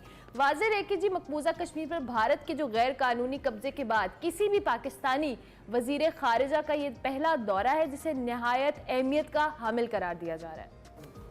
जी, ये सारी सूरत हाल जिस पे हमने बात की है, इसके हवाले से इस वक्त हमें रिपोर्ट करने के लिए और इस पे अपना तबसरा भी देने के लिए सीनियर सहाफ़ी और तजियाकार कामरान यूसुफ साहब हमें ज्वाइन करें all the way live from Goa India, जहाँ पे ये ऐसी समिट हो रहा है। उनसे ज़रा इस बारे में बात करते हैं। Kamran, thank you very much. First of all तो अमेजिंग सीन्स गोवा वाले बीच से हम देख सकते हैं। आपका सफ़र कैसा रहा, एंड सो फार आप क्या अपडेट कर पाएंगे हमें इस इंपॉर्टेंट, वेरी इंपॉर्टेंट इवेंट के हवाले से? जी बिल्कुल बिल्कुल, आप बिल्कुल ठीक कह रहे हैं। इस वक्त आम तौर पर जो समंदर की लहरें और समंदर का शोर है वो आपको सुनाई दे रहा होगा। ज़ाहिर है कि कल रात हम पहुंचे रास्ता वादा, और ज़ाहिर है कि ये जो विजिट है इस लिहाज से इवन इंडियन मीडिया के अंदर भी, यहाँ पर भी इस लिहाज से एक हाइप है, क्योंकि आपको पता है कि 2011 के बाद ये पहला मौका है कि कोई भी जो पाकिस्तानी वज़ीर ख़ारिजा है वो भारत की सरजमीन पर कदम रखेगा। और जो कि ये शंघाई कोऑपरेशन ऑर्गेनाइजेशन की काउंसिल ऑफ फॉरेन मिनिस्टर्स की मीटिंग हो रही है, और दोनों अतराफ अभी तक जो एक्सपेक्टेशन हैं वो बहुत लो रख रहे हैं। लेकिन गिवन द फैक्ट कि दोनों ममालिक के दरमियान जो ताल्लुकात की नौयत रही है, इसको सामने रखते हुए इवन अगर ये एक रीजनल फोरम के तहत पाकिस्तानी वज़ीर ख़ारिजा का विजिट हो रहा है, तो ये बहुत सिग्निफिकेंट है। सबसे इम्पोर्टेंट बात आई थिंक इसमें यही है कि क्या इस दौरे के दौरान वज़ीर ख़ारिजा जो पाकिस्तान के और भारत के हैं, इनके दरमियान की बायलैटरल इंटरेक्शन होगा, ये आई थिंक सबसे इम्पोर्टेंट बात है। लेकिन अभी तक दोनों अतराफ से ये इंडिकेशन दी जा रही है कि इस तरह की मुलाकात का कोई इम्कान नहीं है। लेकिन पाकिस्तान भारत के ताल्लुकात की अगर बात करें तो you never know, anything can happen. ठीक हो गया। कामरान, जिस तरह से आपने बिलावल भुट्टो ज़रदारी के हवाले से भी बात की, उनका भी वज़ीर ख़ारिजा के तौर पे ये पहला दौरा होगा, और इंडिया जैसे मुल्क के अंदर दौरा जहाँ पे हमारे ताल्लुकात ऑलरेडी तनाव का शिकार हैं, आपके नज़दीक ये दौरा किस कदर इम्पॉर्टेंट है, और पाकिस्तान की जो तैयारी है अपने मौक़िफ़ को, जो भी हमारे स्ट्रैटेजी का हिस्सा होगा, उसको बेहतर अंदाज में प्रेजेंट करने के लिए, इस हवाले से कोई अपडेट आप हमारे साथ शेयर कर सकें? जो पाकिस्तान जो हमारी उनके साथ मुलाकात हुई, जो ब्रीफिंग, पाकिस्तान इसको लिंक कर रहा है जो भी पाकिस्तान और भारत के दोतरफा ताल्लुकात हैं। वो कहते हैं कि पाकिस्तान SCO को बड़ी इंपॉर्टेंस देता है, और अगर SCO की ये मीटिंग बेशक तंबकू, श्रीलंका या किसी भी मुल्क में होती तो पाकिस्तान अटेंड करता, और सिर्फ वेन्यू का इंडिया में होना, क्योंकि इंडिया इस वक्त सदारत कर रहा है SCO की, इट डजंट मीन कि पाकिस्तान वहाँ पे ना जाए। तो पाकिस्तान के जो हुकाम है वो कहते हैं कि इसको खालिस्तान आपको एक जो रीजनल फोरम के कॉन्टेक्स्ट में देखना चाहिए, ये बिल्कुल भी बायलैटरल विजिट नहीं है। लेकिन मेरे ख्याल में ये पाकिस्तानी हुकाम और इंडियन हुकाम का ये कहना है, क्योंकि एक्सपेक्टेशन वो लोग रखना चाहते हैं जो पाकिस्तान और भारत के ताल्लुकात की नौयत है। जो मेरा अपना मानना है और जो कुछ जराए से भी बात हुई है, ये मुमकिन नहीं है कि इसको आप बिल्कुल डी लिंक कर सकते हैं बायलैटरल जो रिलेशनशिप है। शायद एक कोशिश हो रही है कि किसी तरीके से एक पहला कदम उठाया जाए कि कम से कम जो एक आइस है वो ब्रेक हो। कम से कम जो ये 1 रोज़ा जो आज पहुंचेंगे वज़ीर ख़ारजा बिलावल भुट्टो ज़रदारी, 2 कम से कम ऐसे मौके होंगे जहां पर इनका फेस टू फेस बिल्कुल आमना सामना होगा दोनों वज़ीर ख़ारजा का। एक आज रात डिनर है जो होस्ट करेंगे इंडिया के वज़ीर ख़ारजा हैं, कल्चरल इवेंट है, तो कि मीडिया को वहाँ तक रसाई नहीं होगी। लेकिन मुझे जो सराय ने बताया कि वहाँ पर ऐन मुमकिन है कि वो एक बड़ी प्राइवेट मीटिंग होती है कि वहाँ पे हेलो हाय दोनों वज़ीर ख़ारजा के दरमियान। दूसरा आई थिंक कल बड़ा सिग्निफिकेंट डे क्योंकि बतौर भारतीय वज़ीर ख़ारजा मेजबान है, तो वो जो प्रोटोकॉल है वो हर वज़ीर ख़ारजा को रिसीव करते हैं जो के मेंबर। तो कल वो देखने वाली बात होगी। आई होप कि I think Indian foreign minister Jaishankar के लिए थोड़ा मुश्किल भी हो सकता है ये कामरान, चूंकि लास्ट ईयर आपको याद जब यूनाइटेड नेशंस की साइडलाइंस के ऊपर एक इंटरेक्शन के अंदर कुछ हार्ड वर्ड्स यूज किए गए थे अबाउट पाकिस्तान, उसको रिस्पॉन्ड किया था बिलावल भुट्टो ने, और उन्होंने एक बड़ी स्ट्रॉन्ग स्टेटमेंट दी थी against Indian prime minister Narendra Modi, और उस पर बड़ी स्ट्रॉन्ग रेजिस्टेंस आई थी। और ये सिर्फ जो इस वक्त रूलिंग रिजीम है उसकी तरफ से नहीं आई थी, बल्कि पूरी जो पॉलिटिकल रिजीम है उसकी तरफ से आई थी। और एक इस वक्त एक स्ट्रॉन्ग ओपिनियन इंडिया के अंदर, I was following Indian media before this, एक स्ट्रॉन्ग ओपिनियन मौजूद है कि इंडियन मीडिया को बायकॉट करना चाहिए बिलावल साहब के इस विजिट का। दूसरी ओपिनियन ये मौजूद है कि इसको किसी भी किस्म की बायलैटरल साइड लाइन्स के ऊपर भी मुलाकात नहीं होनी चाहिए, कोई इंटरेक्शन नहीं होना चाहिए। और इंडिया यहाँ तक भी सोचता रहा है कि वो पुल आउट कर जाए इस मेजबानी से और इसको किसी और वेन्यू पे जाने दे या ना होने दे, क्योंकि पाकिस्तान से इंडिया का कोई कंसर्न नहीं है। बहुत सारे लोग इसे इंपॉर्टेंट नहीं समझते हैं इंडियंस। तो इस ओपिनियन के बारे में क्या कहेंगे, और क्या ये मीडिया एनकाउंटर बिलावल एक्सपेक्ट करें होगा? अगर होगा तो obviously it's not going to be very soft. I think जो यहाँ तक अभी तक अरेंजमेंट किए गए हैं, जो मेन वेन्यू है यहाँ पर जो कॉन्फ्रेंस हो रही है, एक मीडिया सेंटर जरूर बनाया गया है जहाँ पे हमें तक रसाई होगी। लेकिन जो मेन जहाँ पे इवेंट हो रहा है, हमें बताया गया है कि वहाँ पर जो किसी भी प्राइवेट मीडिया को रसाई नहीं होगी, जो भारत का स्टेट मीडिया है सिर्फ उसी को एक्सेस होगा। तो आई थिंक ये देखने वाली बात है कि क्या वज़ीर ख़ारजा बिलावल भुट्टो ज़रदारी का इंडियन मीडिया के साथ इंटरेक्शन होता है या नहीं होता। कम से कम जो पाकिस्तानी सहाफ़ी यहाँ पे मौजूद है, हमें हुकाम ने बताया कि विजिट खत्म करने से पहले वो पाकिस्तानी सहाफ़ियों से जरूर इंटरेक्ट करेंगे, लेकिन क्या वो जो भारतीय जो मीडिया उसके साथ इंटरेक्ट करेंगे या नहीं करेंगे। कम से कम मुझे पता है कि कुछ जो बड़े 2-3 टीवी चैनल्स हैं, अखबारात हैं, वो जरूर बिलावल भुट्टो ज़रदारी का इंटरव्यू करना चाहते हैं, रीच आउट किया है।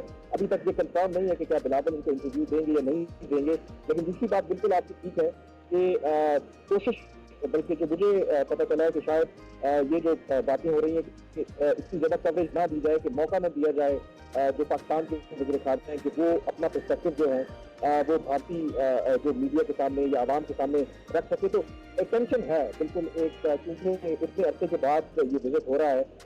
लेकिन फिर भी आई थिंक जो बाकी आपको पता है कि फैक्टर्स हैं, बहुत सी चीज़ें हैं, एक पुश जरूर है दोनों साइड की तरफ से कि कुछ ना कुछ नॉर्मलाइजेशन होनी चाहिए। वो कैसे होगी, आई थिंक ये बहुत बड़ा चैलेंज है। और ये जो विजिट है, आई थिंक ये एक, आप इसे कह रहे हैं, लिटमस टेस्ट है कि क्या दोनों अतराफ इस सारी चीज़ को किस तरीके से हैंडल करते हैं।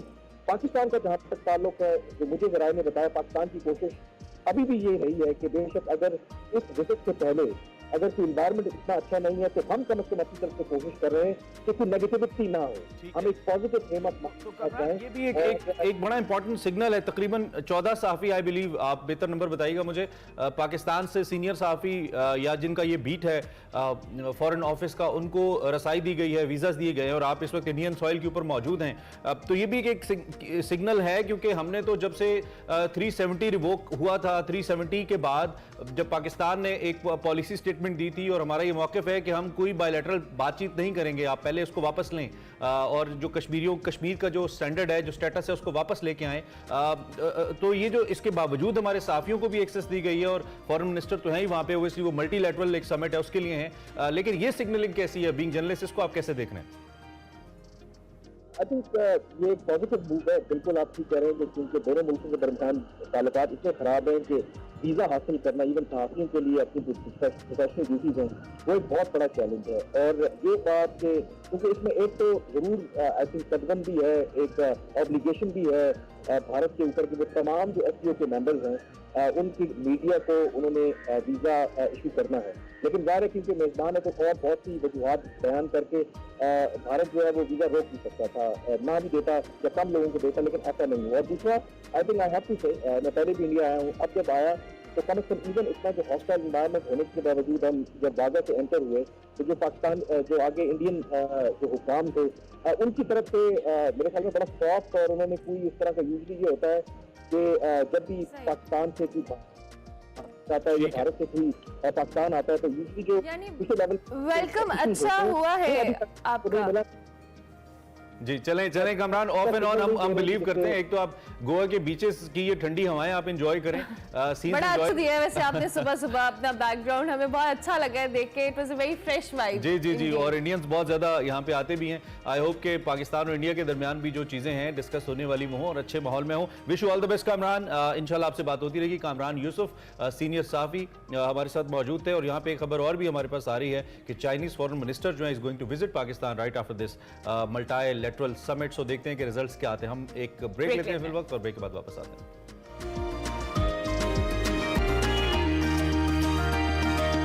Welcome back to Expresso. Break के बाद वापस आ गए और अब हम क्रिकेट की बात करेंगे। पहले हमने अपना तज्जिया दिया था, हम फिर क्रिकेट की बात नहीं मैं यही कहने लगी थी, पहले हमने अपना तज्जिया दिया था, अब हम दूसरे किसी एक्सपर्ट से तज्जिया। अरमला हसन को लगता ही नहीं है कि हम लोगों की समातों पे कभी कभी नागवार भी गुजरते हैं। लोग कहते होंगे अभी तो बात करके गए, दोबारा शुरू हो गए, तो भाई बहुत अंदाजा है। हमें खुशी है ना इस बात की कि हम 3 मैच इकट्ठे जीत गए। खैर तीसरा वनडे भी हम जीते हैं और इस तरीके से we are leading the series with 3-0। और पाकिस्तान के बारे में हमने कल भी कहा था कि अगर पाकिस्तान 5 मैचेस जीत जाता है तो पाकिस्तान ODI रैंकिंग के अंदर नंबर 1 पे होगा।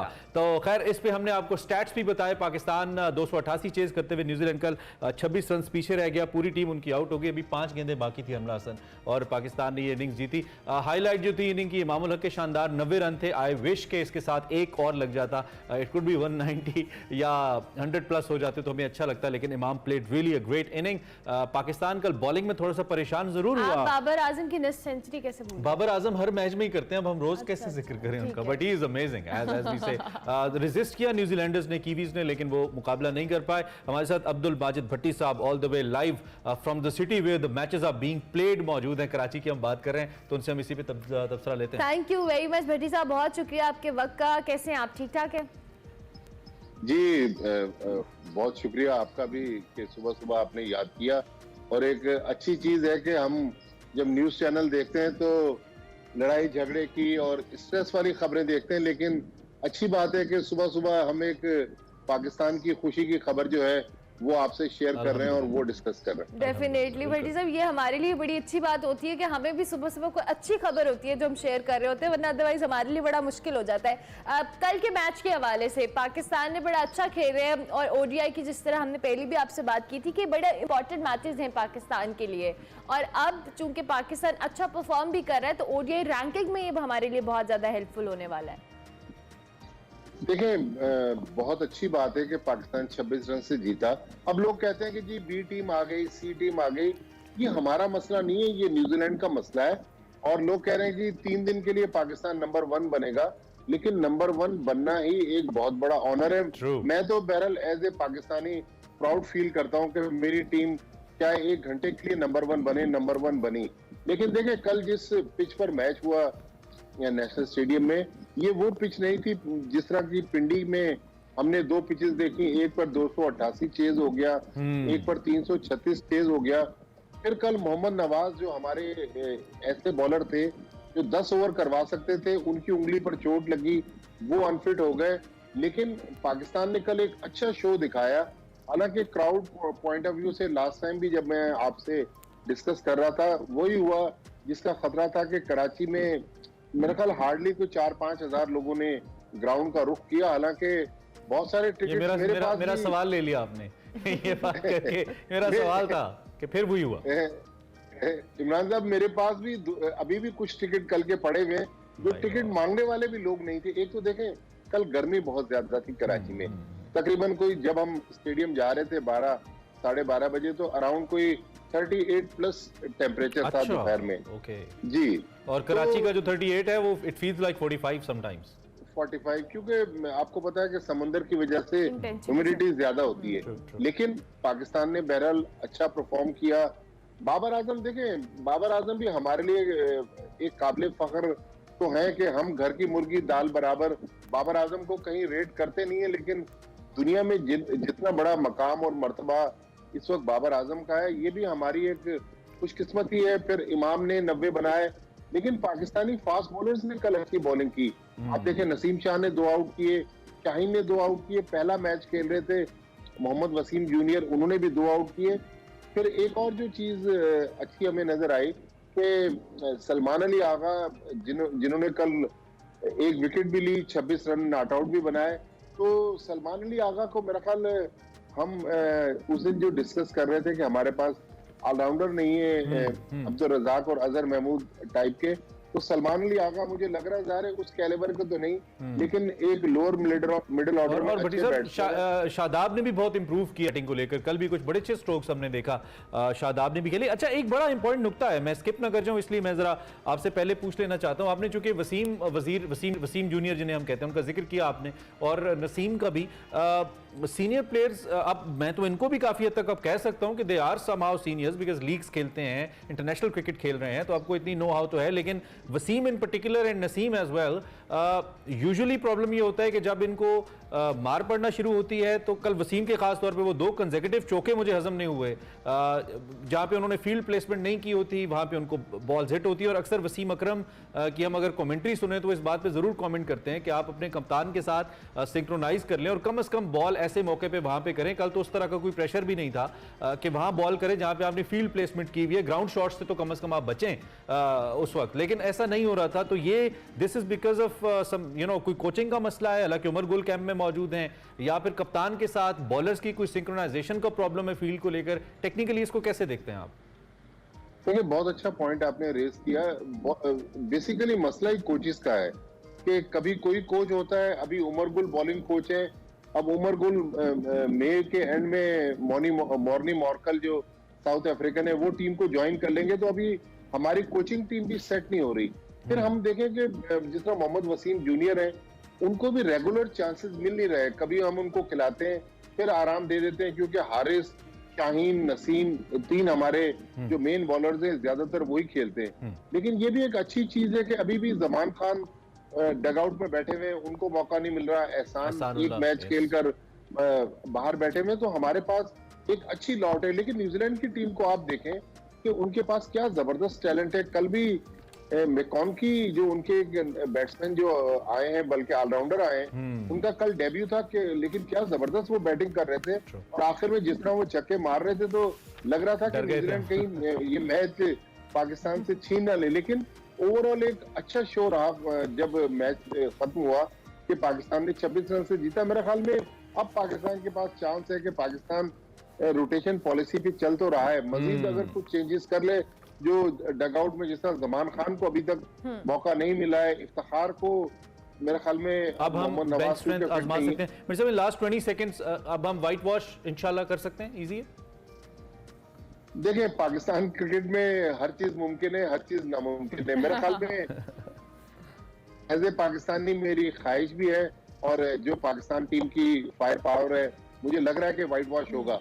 लेकिन आपको पता है कि पाकिस्तान क्रिकेट में कुछ भी बड़ी अनप्रेडिक्टेबल सी टीम है, जीत कर भी सकते हैं, नहीं भी कर सकते, हम सब बड़े कंफ्यूज रहते हैं भट्टी साहब। लेकिन thank you very much for your time, बहुत अच्छा लगता है जब भी आप हमारे शो पे आते हैं, हमसे बात करते हैं। अब्दुल माजिद भट्ट हमारे साथ मौजूद हैं, सीनियर स्पोर्ट्स तज्जियाकार हैं, उनसे हम बात कर रहे थे।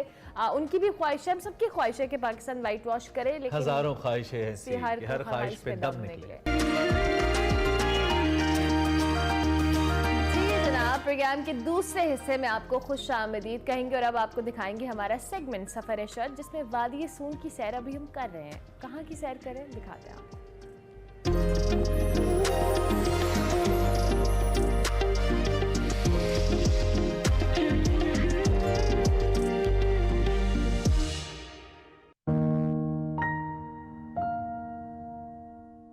फूल जब खिल चुका तो कहने लगा, अब मेरा हुस्न मेरे बस में नहीं, अब मैं अपनी भी दस्तरस में नहीं।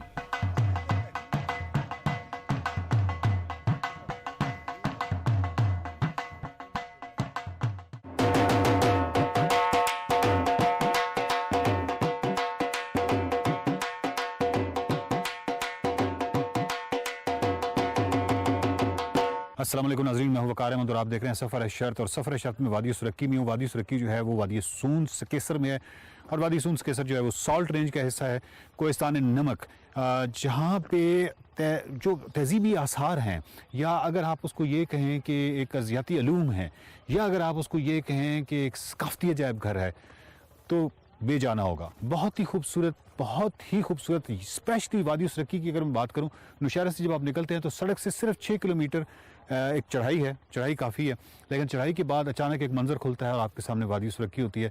बहुत ही खूबसूरत प्याला नुमा वादी है, बिल्कुल चारों साइडों पे पहाड़ है और ऐसे नहीं है कि कहीं दूर हों, मतलब ये आप यूँ समझिए कि प्याला है लेकिन प्याला छोटा है और आप आसपास के जो पहाड़ हैं वो काफ़ी करीब हैं और बहुत ही नेचुरल, बहुत ही खूबसूरत ये जो गाँव है सुरक्की। और इसी सुरक्की में मैं आपको आज एक ऐसे फ़नकार से मिलवाने जा रहा हूँ जो बहुत बड़े फ़नकार हैं। बड़े फ़नकार इस हवाले से कि एक तो वो नाबीना हैं, उनके हाथ की 2 उंगलियां भी नहीं हैं, इसके बावजूद उन्होंने ना सिर्फ ढोल सीखा 15 साल की उम्र में, अब तो काफ़ी उम्र है लेकिन 15 साल यानी जब बच्चे थे उस वक्त से ढोल सीखा और अब तक बजा रहे हैं उस्ताद अमीर अफजल के साथ।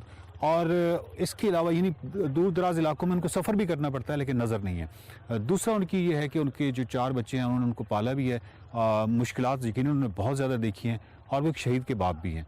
बहुत बड़े इंसान हैं, बहुत बड़े फ़नकार हैं। उस्ताद नूर मोहम्मद मेरे मुंतज़िर हैं वहाँ पे।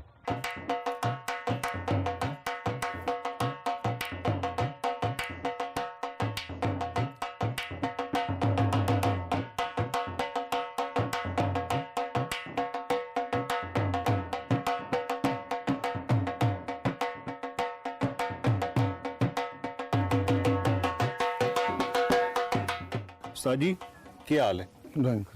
ठीक हो? ठीक। उस्ताद जी ढोल कहाँ से सीखा? मैं उस्ताद मोहम्मद इकबाल से, उस्ताद गुलाम कादिर से। अच्छा, उस्ताद गुलाम कादिर वो ढाका वाले। अच्छा, ढाका एक गांव है वादी सून केसर में, तो वहाँ से उस्ताद गुलाम कादिर से आपने सीखा? जी जी। किस उम्र में सीखा? छोटी उम्र से, तकरीबन 15 साल उम्र थी। तो आपके ये जो नज़र वाला मसला है ये शुरू से था या? बचपन तो मतलब अदराते की मरज थी, तो आहिस्ता आहिस्ता ऑपरेशन खत्म। हुआ तो नजर बिल्कुल बंद हो गई। अच्छा जी। तो बच्चे हैं? बच्चे जी हैं। वो पढ़ते हैं? जी, काम मजदूरी करते हैं। मजदूरी करते हैं। और आपका कोई रोजगार जो है वो यही है ढोल? जी बस मेरा तो यही है, तो बच्चे मिस्त्री वाला काम करना है, बाकी अपना गुजारा हो जाता है? बस अल्हम्दुलिल्लाह, बस रोटी थोड़ा रब बनाया हुआ। बच्चों ने सीखा? बच्चों को आपने सिखाया? क्यों नहीं सीखा जी, नहीं सीखना। नहीं, वजह उनको दिलचस्पी नहीं है? नहीं, बस उनको नहीं पता चलता। हाँ, उनको सीख नहीं सकते? नहीं, शौक नहीं होगा ना? जी नहीं, शौक नहीं है। शौक नहीं है। शौक नहीं है। तो उस्ताद जी, मिस्त्री वाला काम करते हैं। उस्ताद जी ये पूरा वादी सून जो है, जी जी, इधर और कितने हैं ये जो ढोल वाले हैं?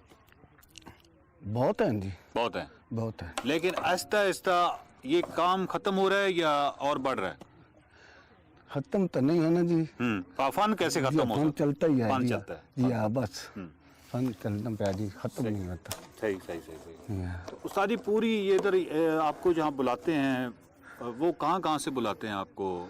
शादियों पे? पूरे पाकिस्तान में बुलाते हैं जी। जाते हैं आप? हम जाते हैं, अभी नहीं जाते हैं, नजर नहीं है ऐसे ही।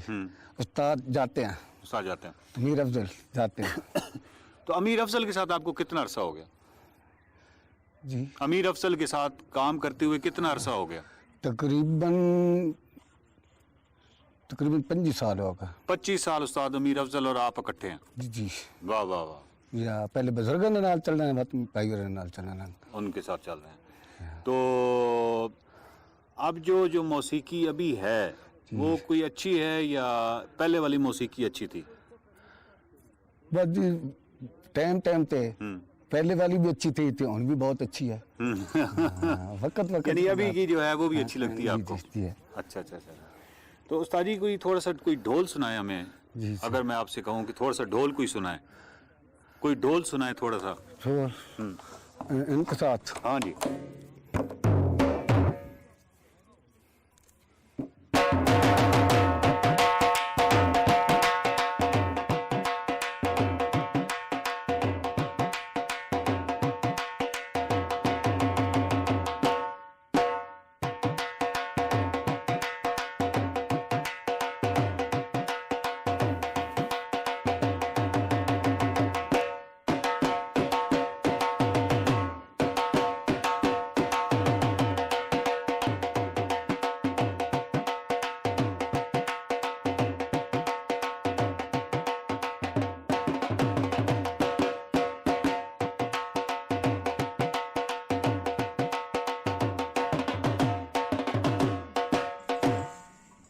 उस्ताद जी जो शनाई के साथ ढोल होता है वो शनाई के हिसाब से चलता है।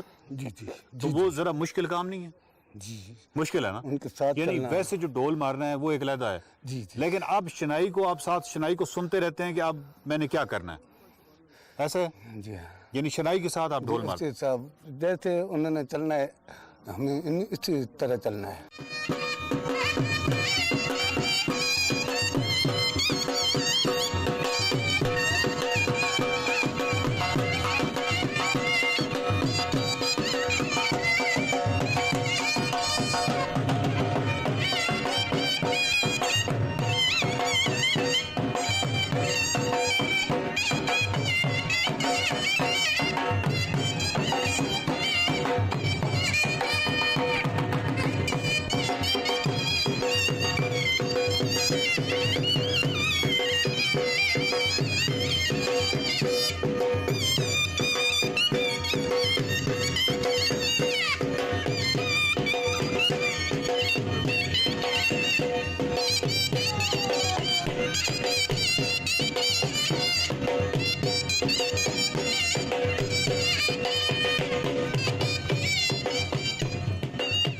अमीर अफजल के साथ आपको क्योंकि 25 साल हो गए हैं, जी जी। तो अब आपको एक दूसरे का सही पता होगा ना कि आप कहाँ से क्या कर। जी जी।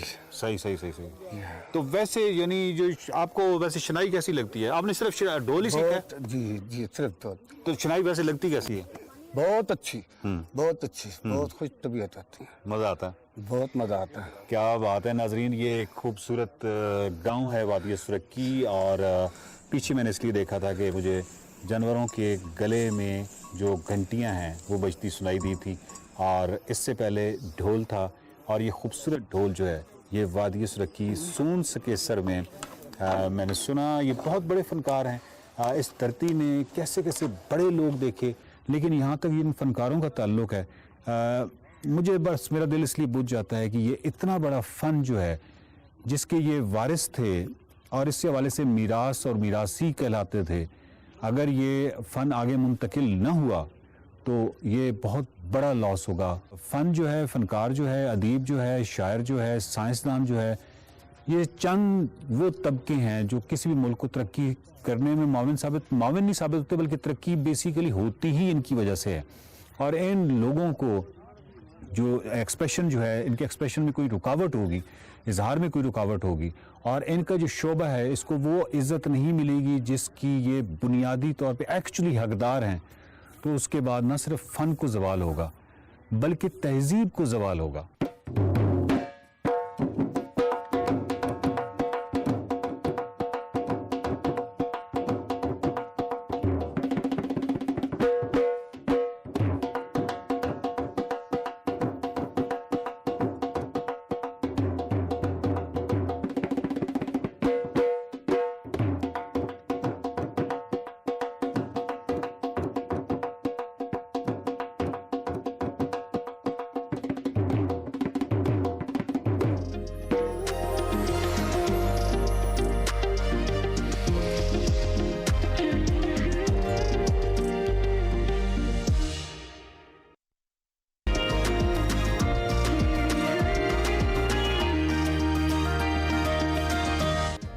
एक्सप्रेसो में आपको एक बार फिर खुश आमदीद।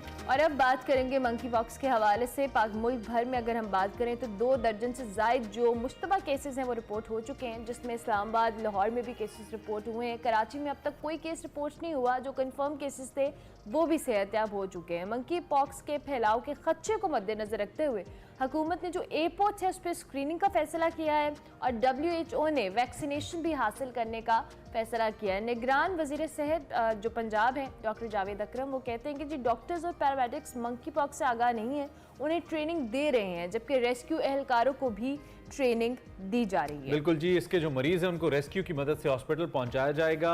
इस हवाले से एहतियात किया करें, ये भी कहा है वजीर ने। और मजीद एहतियात क्या हो सकती है और हुकूमत क्या इक़दाम कर रही है, डॉक्टर जावेद अकरम हमारे साथ मौजूद हैं। इस वक्त care taker minister for health हैं पंजाब के। डॉक्टर साहब थैंक यू वेरी मच, बहुत शुक्रिया। उम्मीद है आपका ये नया जो रोल है ये भी बहुत अच्छे से आप निभा रहे होंगे। इस वक्त जो ताज़ा तरीन सूरत हाल है इस पर मैं आपसे बात करना चाहूँगा। पता कैसे चलेगा कि किस मुतासरा मरीज को मंकी पॉक्स है या नहीं, और बुनियादी तौर पर अलामात वैसे तो हम देख रहे हैं, लेकिन मैं चाहता हूँ आप ज़रा बीइंग एक्सपर्ट हमें बताइए कौन सी सिम्टम्स हम देखें तो हमें मालूम हो जाना चाहिए कि इस मंकी पॉक्स। बहुत शुक्रिया जी। देखें, मंकी पॉक्स कोई नई बीमारी तो है नहीं, ये कई दहाइयों से अफ्रीका से शुरू हुई और जानवरों से इंसानों में मुंतकिल हुई और फिर इंसानों से इंसानों को लग रही है, यानी ट्रांसमिशन ह्यूमन टू ह्यूमन है। और गाहे बगाहे 70 के करीब ममालिक में ये केसेस होते रहते हैं।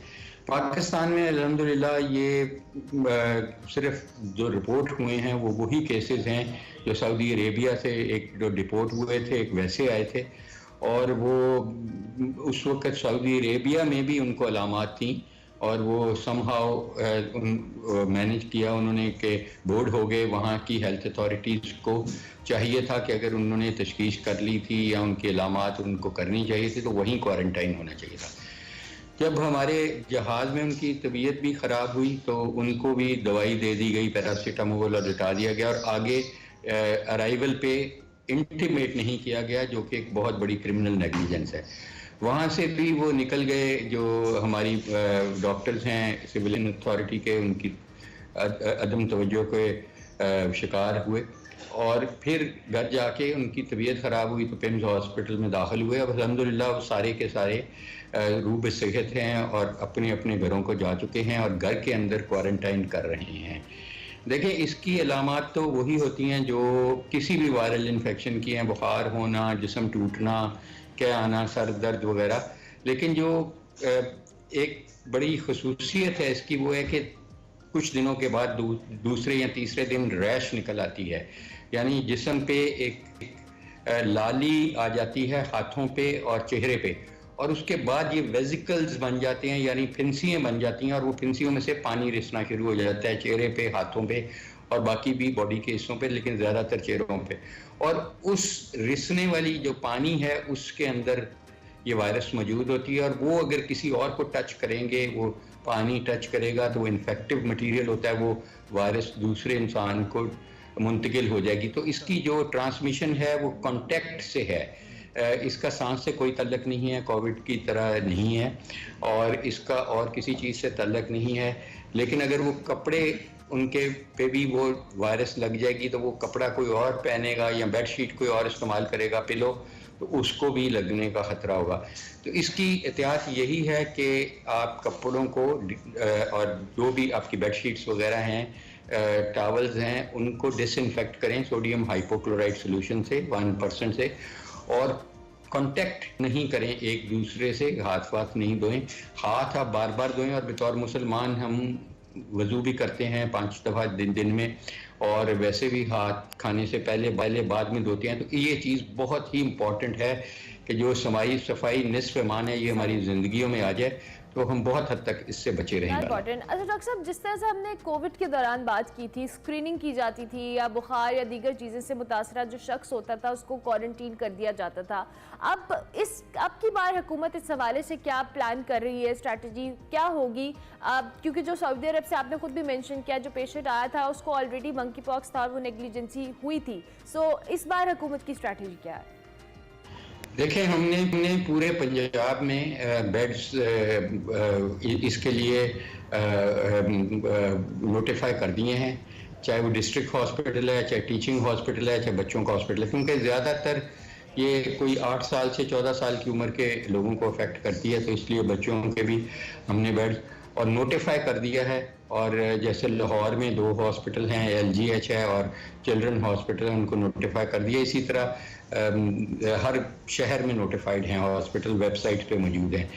अगर किसी को ये अलामात होती हैं या रैश वगैरह होती है तो उसको फौरी तौर पे सरकारी हॉस्पिटल में जाए और वहाँ उसको चेक भी किया जाएगा और टेस्ट भी किया जाएगा। और अगर हम सस्पेक्ट करेंगे कि ये मंकी पॉक्स हो सकता है, फिर उनको आइसोलेट करेंगे, वहाँ पे उनको अलहदा कमरे में बैरियर नर्सिंग में रखेंगे ताकि नर्सें भी ना अफेक्ट हों और बाकी हेल्थ केयर प्रोवाइडर्स वगैरह और रिलेटिव्स ना अफेक्ट हों।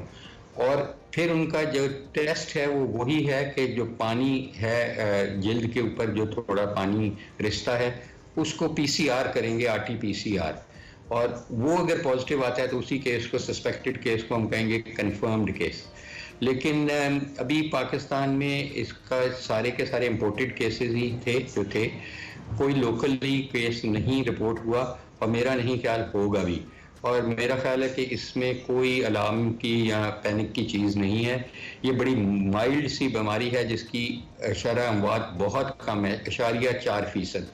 सिर्फ जो लोग कॉर्टिसोन ले रहे हैं या जिनका पेवनकारी हुई हुई है जिगर की या गुर्दों की और उनको दवाइयात लेनी पड़ती है अपनी इम्यूनिटी को सप्रेस करने के लिए, उनको थोड़ी सी ख़तरा होता है। तो बाकी किसी को कोई ऐसा खतरा नहीं। वैक्सीन ऑल्दो इसकी वही है जो स्मॉल पॉक्स की वैक्सीन यूज़ कर रहे थे, लेकिन रिकमेंडेड नहीं है कि वो लगाई जाए। और पाकिस्तानी अल्हम्दुलिल्लाह क्योंकि स्मॉल पॉक्स की वैक्सीन हम 50 साल की उम्र से ज़्यादा उनको लगी हुई है पहले, तो वो भी काफ़ी हद तक प्रोटेक्ट कर रही है पाकिस्तानी। ये बड़ी इन्फॉर्मेटिव बात आप डॉक्टर साहब की कि स्मॉल पॉक्स की जो वैक्सीन ऑलमोस्ट हम सबको हुई हुई है शुरू में, वो भी हेल्पफुल है इसके लिए। अच्छा, वैसे इतलात तो ये है कि WHO से वैक्सीनेशन जो वैक्सीन है ये लेने का फैसला किया गया है। मैं ज़रा बैरून मुल्क जो सफ़र करने वाले हैं उनके लिए पूछूंगा, क्योंकि हम बड़े फिर कंसर्न हो जाते हैं और हमारे यहाँ मसाइल हो जाते हैं। क्या जो बाहर जा रहे हैं उनको भी वैक्सीन लगवानी पड़ेगी सब लोगों को? नहीं, कोई भी किसी मुल्क में भी ना WHO रिकमेंड करती है कि ट्रैवल की कोई एडवाइजरी नहीं दी कि वैक्सीन लगाने की ज़रूरत नहीं है। सिर्फ जो बॉर्डर के डॉक्टर्स हैं जिस भी मुल्क में जाएं, खासकर पाकिस्तान में जो आते हैं, तो सिविल एविएशन के अपने डॉक्टर्स हैं, उनको मुस्तनिद रहना चाहिए कि एक बुखार वाले लोग जो आ रहे हैं या जिनको रैश है या अलामात हैं उनको चेक करना चाहिए, और अगर उनका सस्पेक्टेड है तो उनको क्वारंटाइन करना चाहिए, बजाय उनको माशरे में भेज दिया जाए। और वैक्सीन जाने या आने वाले को फ़िलहाल बिल्कुल रिकमेंडेड नहीं है और मेरा नहीं ख्याल कि होगी भी। अलबत्ता चाइनीज़ कंपनी जो डेनमार्क की है उससे हम राब्ते में हैं कि just logistic point of view से, अदरवाइज़ कोई इरादा नहीं है और ना ज़रूरत है कि हम कोई वैक्सीन इंपोर्ट करें और वैक्सीन एडमिनिस्टर करें। यही इसकी एहतियात है कि अगर आपको ये अलामात हैं तो किसी सरकारी हॉस्पिटल में जाकर टेस्ट कराएं और एक दूसरे से हाथ नहीं मिलाएं, गले नहीं मिलें, कपड़े, बेडशीट्स वगैरह, टॉवल्स वगैरह शेयर नहीं करें। Thank you very much doctor साहब, बहुत शुक्रिया आपके वक्त का। और मंकी पॉक्स के हवाले से ऑब्वियसली कंसर्न तो है, लेकिन इतनी अलार्मिंग सूरत हाल नहीं है। जो ऑलरेडी केसेस रिपोर्ट हुए थे उनको ट्रीट कर दिया गया है, क्वारंटीन है। अगर आपको कोई भी सिम्टम्स ऐसे फील होते हैं तो ज़रूर करीबी हॉस्पिटल में जाएं, वहाँ पे प्रॉपर इसका ट्रीटमेंट कराएं। इट्स क्योरेबल, एहतियात ज़रूरी हो सकती है। फिजिकल कॉन्टेक्ट से एग्जैक्टली, और फिजिकल कॉन्टेक्ट से है इसका कोविड की तरह, शुक्र अल्हम्दुलिल्लाह उस तरह का जो कि ट्रांसमिशन वाला मामला नहीं है। सो हमने आप सोचा कि इस हवाले से बात की जाए। हम एक ब्रेक लेते हैं, ब्रेक के बाद वापस आते हैं। आप देखते रहिए एक्सप्रेसो।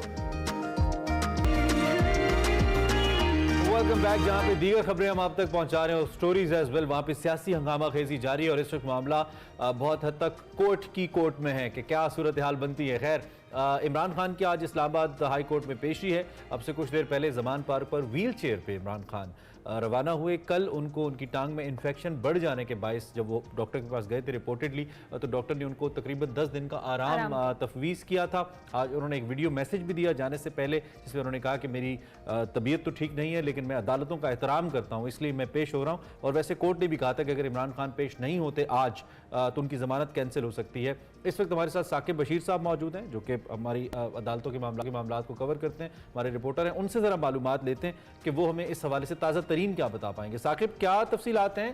खान साहब कब तक पहुँच रहे हैं और ओवरऑल क्या बता पाएंगे आप आज के लिए हमें? जी, आज 2:30 बजे इमरान खान के खिलाफ जो 9 मुकदमात हैं उन पर उनकी जमानत की दरखास्तों पर समाअत है। 2 रुकनी बेंच समाअत करेगा, चीफ जस्टिस आमिर फारूक और जस्टिस मियां गुल हसन औरंगजेब। इस्लामाबाद हाई कोर्ट के अंदर और इस्लामाबाद हाई कोर्ट के बाहर बड़ी तादाद में सिक्योरिटी एहलकार जो है वो तैनात है, रेंजर के, FC के, क्योंकि इससे कबल इमरान खान सिक्योरिटी थ्रेट के हवाले से यहाँ इस्लामाबाद हाई कोर्ट में ही दरखास्तें दायर कर चुके हैं। इसलिए अदालत ने ये हुक्म दिया था कि फुल प्रूफ सिक्योरिटी के इंतजाम किए जाएं। इसके अलावा आज 2:30 बजे जब वो यहाँ पे कमरा अदालत में जाएंगे तो कमरा अदालत में भी मखसूस सहाफी, उनके जो वकला हैं या जो प्रोसिक्यूशन टीम है वो सिर्फ जो है उनको जाने की इजाजत होगी, और जो एक लिस्ट बनी है उसके मुताबिक ही PTI रहनुमा जो है वो कमरा अदालत में जा सकेंगे। ये 9 केसेस इमरान खान के खिलाफ यहाँ इस्लामाबाद के ही हैं, और 7 वो केसेस हैं जो इमरान खान के खिलाफ 28 फरवरी और 18 मार्च की 2 समातों पे यहाँ पे वो आए थे।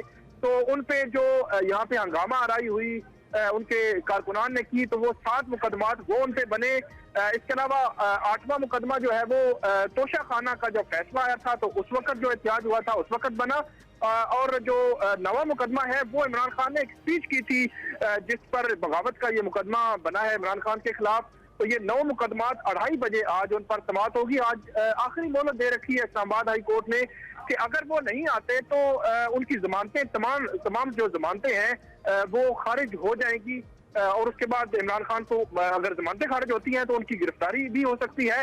लेकिन अभी तक की इतलात के मुताबिक इमरान खान जो है वो आ रहे हैं इस्लामाबाद और 2:30 बजे से पहले यहाँ पे पहुंच जाएंगे। ओके, तो इस वक्त क्या मनाजिर क्या देख रहे हैं? कितनी बड़ी तादाद यहाँ पे तहरीक इंसाफ के कारकुनान की है, और आपने कहा कि सिक्योरिटी बहुत ज्यादा है, तो क्या पहले से ज्यादा कुछ हटके मेजर्स लिए गए हैं या पहले जैसा ही है? चूंकि आप तो कोर्ट कवर करते हैं तो आपको तो पता ही होगा। सिक्योरिटी जो है वो गैर मामूली हमें नजर आ रही है। इससे कबल भी क्योंकि जो पिटीशन आई थी इस्लामाबाद हाई कोर्ट में, वहां पे हाई कोर्ट ने ऑर्डर किया था कि आपने फुल प्रूफ सिक्योरिटी देनी है। तो इसके अलावा उन्होंने कहा था कि एक्स प्राइम मिनिस्टर हैं तो उसके लिहाज से भी उनको सिक्योरिटी की जरूरत है, इसलिए आप सिक्योरिटी दें। कारकुनान की जहां तक आप बात कर रहे हैं, अभी तक कारकुनान यहाँ पे नहीं आए। जैसे जैसे इमरान खान जो है वो इस्लामाबाद के करीब पहुंचेंगे तो सबसे पहले टॉल प्लाजा और टॉल प्लाजा के बाद जो है वो G10 हाई कोर्ट में आते या हाई कोर्ट के बाहर मेन रोड पे, यहाँ पे हम कारकुनान अक्सर देखते होते हैं। अच्छा साकिब, इमरान खान ने कल भी इससे पहले भी अपना मौकिफ रखा था कि उनको जो धक्कम पेल हुई थी उसकी वजह से उनकी वो टांग जिस पे बकौल उनके वो जख्मी थे वो दोबारा से उसको इन्फेक्शन हुआ, और फिर डॉक्टर ने उनको शौकत खानम के अंदर वो चेकअप उन्होंने करवाया और तफवीज़ किया कि आप रेस्ट करें। तो ये वैसे तो सिक्योरिटी इमरान खान की अपनी होती है, जब वो अदालत के अंदर जाते हैं हमने देखा है आसपास उनके अपने मुहाफिज होते हैं और बीच में वो खुद होते हैं, उनको कॉर्डन किया होता है, बहुत सारी ये लाइफ सेविंग वेस्ट के अंदर जो वहाँ पे होती हैं। तो क्या आज भी इसी तरह का माहौल होगा, और इस बात को यकीनी बनाने के लिए कोई खास इकदाम हैं कि कोई धक्कम पेल का माहौल ना बने इमरान खान के लिए? ये इस हवाले से कोई खास इंतजामात है नहीं है। ये इंटरनली शायद जो PTI है, जो उनकी जो इंटरनल सिक्योरिटी है इमरान खान की, उन्होंने अपने तौर पर कोई इंतजाम किया हो, क्योंकि यहाँ पे जब इमरान खान एंटर होते हैं तो दाखिल होते ही उनके एक तो उनके सिक्योरिटी हिसार में होते हैं, इसके अलावा उनके जो मेन लीडरशिप वो होती है, मीडिया के जो सहाफी हैं वो भी वहाँ पे मौजूद होते हैं। तो उमूमी तौर पर तो ऐसी सिचुएशन से बचना जो है वो मुश्किल है। शायद आज इंटरनली उन्होंने कोई इंतजाम किया हो। यहाँ पे एक्सटर्नली अगर बात करें कि पुलिस की जानिब से सिक्योरिटी, वो एक जो जिस तरह सिक्योरिटी होती है माजी में मुख्तलिफ जो केसेस हुए हैं उसी तरह की सिक्योरिटी है। उस में कोई ऐसा सिनेरियो नहीं है कि इमरान खान के खिलाफ जो है उनके साथ लाहौर हाई कोर्ट जैसा जो वाकया है या उनके साथ जो हुआ वहाँ पे यहाँ पे ना हो। साकिब, इन दी एंड हम ये भी आपसे जानना चाहेंगे कि वो जो दरवाज़ा टूटा था पिछली बार 18 मार्च, जिसका रेफरेंस इमरान खान ने दिया कि उनको ट्रैप करके कत्ल करने की कोशिश की गई थी, वो दरवाज़ा रिपेयर हो गया, और आज क्या उस दरवाजे से आगे इमरान खान साहब की लैंड क्रूजर जाएगी, या फिर पहले उसको क्या वहाँ पे प्लान क्या किया गया है इस लैंड क्रूजर के लिए? जी, वो दरवाजा जो है वो जुडिशियल कम्प्लेक्स का था जो G11 में है, और वो रिकवर हो गया था अगले 1-2 रोज में ही। और आज जो पेशी है इमरान खान की वो इस्लामाबाद हाई कोर्ट में, वो G10 में है। तो इस्लामाबाद हाई कोर्ट के अंदर दाखिले गाड़ी के दाखिले के लिए PTI ने दरखास्त दे रखी है। इम्कान यही है कि उनकी गाड़ी को अंदर आने की इजाजत मिल जाएगी। ठीक है साकिब साहब, हम आपसे आगाही लेते रहेंगे, रिपोर्ट्स लेते रहेंगे। साकिब बशीर हमारे नुमाइंदे हमें आगाह कर रहे थे इमरान खान साहब जो कि इस वक्त रस्ते में बरास्ता मोटरवे M1 वो जा रहे हैं इस्लामाबाद जी अपनी पेशी के लिए, और आज की पेशी उनकी हाई कोर्ट के अंदर है। और जैसा कि हमने उस दरवाजे के बारे में पूछा, तो thank you for correcting me Saqib, वो बिल्कुल जुडिशियल कॉम्प्लेक्स के अंदर इमरान खान साहब की दरखास्त पे समाअत को वहाँ पे मुंतकिल किया गया था, और वो भी सिक्योरिटी थ्रेट्स की वजह से ही थी। So what else we have जी, आगे बढ़ते हैं। अब जरा आटे की बात कर लेते हैं। और आटा एसोसिएशन की हड़ताल से जो आटे के बहरान है, इसका खदशा पैदा हो गया है। पाकिस्तान एक ज़रई मुल्क है, मगर यहाँ पे ज़रई अजनास की किल्लत आए रोज़ होती रहती है। कभी गंदम की किल्लत, कभी चीनी की किल्लत, ज़रूरी अशिया की शायद ही कोई ऐसी चीज़ हो जिसके हवाले से हम बात करें और पाकिस्तान में इसकी किल्लत ना हो और आवाम ख्वार ना हो, इसका असूल मुमकिन बना सके। अभी हाल ही में वज़ीर आज़म शहबाज शरीफ के बयान को लेकर मुल्क में जो गंदम की फसल है उसके हवाले से हमने आपके साथ शेयर भी किया था, रिकॉर्ड इजाफा हुआ है और रवा साल गंदम की जो पैदावार है गुज़िश्ता 10 बरसों के मुकाबले में सबसे ज़्यादा हुई है। प्राइम मिनिस्टर ने दावा किया कि पाकिस्तान को एक बार फिर गंदम बरामद करने वाला मुल्क हम बनाएंगे, और इसी हवाले से लोगों से लेकिन जो गंदम का मामला है बरामद करना तो दूर की बात है, लोगों को आटे के भी लाले पड़ने लगे हैं। कराची में कल से फ्लोर मिल्स एसोसिएशन ने जो मिल्स बंद कर दी हैं, बलूचिस्तान में आज से बंद हो जाएंगी। खैबर पख्तूनख्वा में भी आइंदा हफ्ते के हवाले से बंद होने के इम्कानात हैं, और पंजाब में भी गंदम की जो अदम फरामी उसकी वजह पहले ही काफ़ी फ्लोर मिल जो हैं वो बंद हैं। जी, इस वजह से जो मजमूई तौर पे सूरत हाल है, इसी पे हमने बात करनी है। इस वक्त हमारे साथ आमिर अब्दुल्ला साहब मौजूद हैं, बिल्कुल, चौधरी आमिर अब्दुल्ला साहब मौजूद हैं, chairman Pakistan flour mill association south zone है। उनको हम खुशामदीद कहेंगे। बहुत शुक्रिया आमिर अब्दुल्ला साहब कि आपने हमें ज्वाइन किया। ये जो कराची में हड़ताल कर दी गई है, क्या सिंध हुकूमत की जानिब से आपसे किसी से रब्ता हुआ है, और ये जो हड़ताल की वजह से जो आइंदा का मामला होगा उसके हवाले से क्या आप हमें बताएंगे? देखिए जी, हड़ताल कोई अचानक नहीं की है। हमारा 1 से 1.5 महीने से मसला चल रहा है। मार्च से फसल आती है, सबसे पहले फसल सिंध में आती है मार्च में जी। जैसे क्रॉप आई, गवर्नमेंट ने पाबंदियां लगा दी फ्लावर मिलर्स के लिए कि गंदम आप नहीं ला सकते जब तक गवर्नमेंट की परचेज ना हो जाए। हालांकि पहले इस तरह चलता है कि पैरेलल परचेजिंग होती है, गवर्नमेंट भी परचेज करती है, फ्लावर मिलर्स भी परचेज करते हैं। अच्छा। इस दफा कुछ इन्होंने अनहोनी की है कि फ्लावर मिलर्स गंदम नहीं लाएंगे, और ज़रूरत की गंदम भी उनको देने से इन्होंने मना किया है, और आटे की उसकी वजह से शॉर्टेज होगी। और जहाँ तक आप राब्ते की बात करें, इनिशियल लेवल के भी राब्ते हुए हमारे, उससे बढ़ के कोई बात नहीं हुई है। तो मजबूरन आमिर साहब, इसका आप कैसे समझते हैं इस बहरान से बचा जा सकता है? देखें, बहरान है नहीं, बहरान बनाया जा रहा है और बहरान पैदा किया गया पूरे पाकिस्तान में। प्राइम मिनिस्टर ने भी जैसे बताया कि 7.5 मिलियन टन की क्रॉप है। इतनी ह्यूज क्रॉप होने के बावजूद जो फ्लावर मिलर्स हैं उनका काम है गंदम, ज़ाहिर है उनके लिए आती है, चक्की मालकान के लिए आती है, हमने आटा बना के आगे देना होता है। हमेशा से ये प्रैक्टिस चलती आ रही है कि गंदम पहले हम खरीदेंगे और गवर्नमेंट भी खरीदेगी साथ साथ हमारी, लेकिन स्टॉकिस्ट को मैं समझता हूँ कि इस दफा कुछ स्ट्रेंथन किया जा रहा है। अच्छा, अगर गंदम इसके पीछे क्या कोई हुकूमती शख्सियात हैं आमिर साहब आपके मुताबिक, क्या मुहरिकात क्या है इसके? मैं अब आपसे अर्ज करूंगा, स्टॉकिस्ट को स्ट्रेंथन किया जा रहा है। अगर हम गंदम नहीं खरीदेंगे तो जो लोग और फारिग बैठे हुए हैं, जिनका पैसा फारिग है, वो गंदम खरीद के फिर हमें महंगे दामों बाद में फरोख्त करेंगे, जो कि बहुत ही गलत हो जाएगा। आवाम के लिए भी इससे रेट बढ़ जाएगा गंदम का। पहला फ्लावर मिल्स का होता है ताकि वो अपने। ठीक है, और मुख्तसरन हमें ये बता दीजिए, कोई वफूद का तबादला हो सकता है, कोई बातचीत हो सकती है अनकरीब, हम देखें कि सिचुएशन पैदा ऐसी ना हो? देखें, मुलाकातें तो होती हैं, मुलाकात का दरवाजा कभी बंद नहीं होता, मसले तो हल होते हैं। ठीक, सही मामलात अगर टॉक की तरफ जाएंगे तो बेहतर हो सकते हैं। आमिर अब्दुल्ला साहब हमारे साथ मौजूद थे, हमसे हम बात कर रहे थे। अभी हम एक ब्रेक लेते हैं, ब्रेक के बाद वापस आते हैं। आप देखते रहिए Express. Welcome back to Expresso. Program का आखिरी हिस्सा है और आखिरी हिस्से के अंदर मुसलसल आपका मनोरंजन चल रहा है, एंटरटेनमेंट हो रही है। हम आपको मुसलसल मौसीकी सुनवा रहे पिछले कई दिनों से। आज वक्त का मुकाबला सख्त है क्योंकि हमारे पास आर्टिस्ट बड़े कमाल हैं, हमने ढूंढ के निकाले हैं आपके लिए। कल भी हमने आपके लिए बड़े कमाल आर्टिस्ट को बुलाया था, और आज हमारे साथ अली रज़ा हैं और शजर अब्बास हैं। बिल्कुल, ये दोनों सिंगर्स आपको नज़र आ रहे हैं, दी यंग एज सिंगर्स, टीनेजर्स हैं दोनों, लेकिन इनकी परफॉर्मेंस बड़ी कमाल है, म्यूज़िक के ऊपर ग्रिप बहुत अच्छी है, और 50,000 से ज़्यादा लोग इनको इंस्टाग्राम पर फॉलो करते हैं। और म्यूज़िक इनका किस तरह से है, वो लोग जिन्होंने इनको नहीं सुना मिला, उनका तारुफ हम इनके म्यूज़िक के ज़रिए ही कराएंगे। डेफिनेटली हम अली रज़ा और शजर अब्बास को खुश आमदीद कहेंगे। Thank you very much. कैसे हैं आप दोनों? अस्सलाम वालेकुम। हम लोग को। सबसे पहले तो ये बताएं कि जो आपका इतनी यंग एज में म्यूजिकल जर्नी स्टार्ट हुआ है, कैसे हुआ? सोशल मीडिया पे कोई वीडियो लगाई, शौक था, कैसे? फर्स्ट ऑफ ऑल तो मैं ये कहूँगा, थैंक यू कहना चाहूँगा सारी आपकी टीम को कि उन्होंने हमें इनवाइट किया यहाँ पे।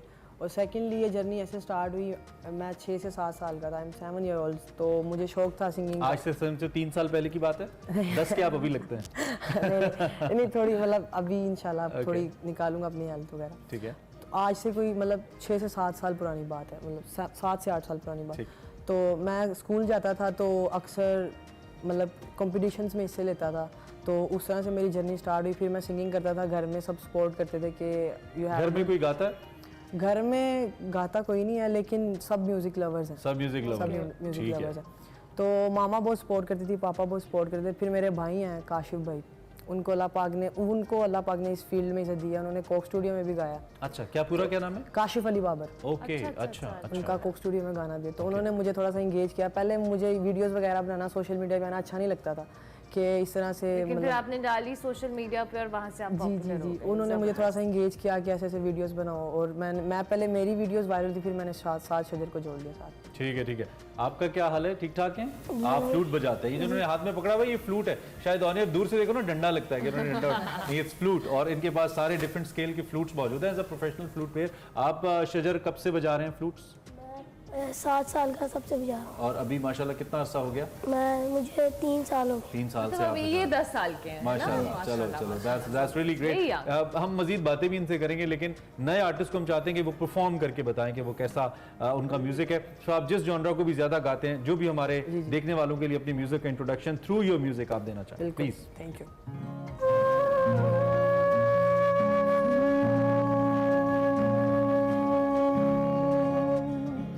हो तेरे माथे पे बिंदिया, तेरी आंखों में काजल, हो तेरे माथे पे बिंदिया, तेरी आंखों में काजल, तुम्हें अपना बनाए,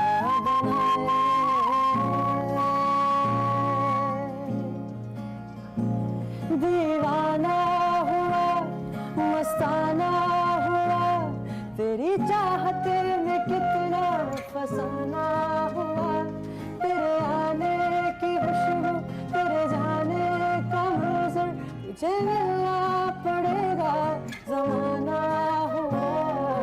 सदाएं सुनो, वफाएं सुनो, मुझे प्यार हुआ था, इकरार हुआ था, कहानी सुनो, जुबानी सुनो, मुझे प्यार हुआ था,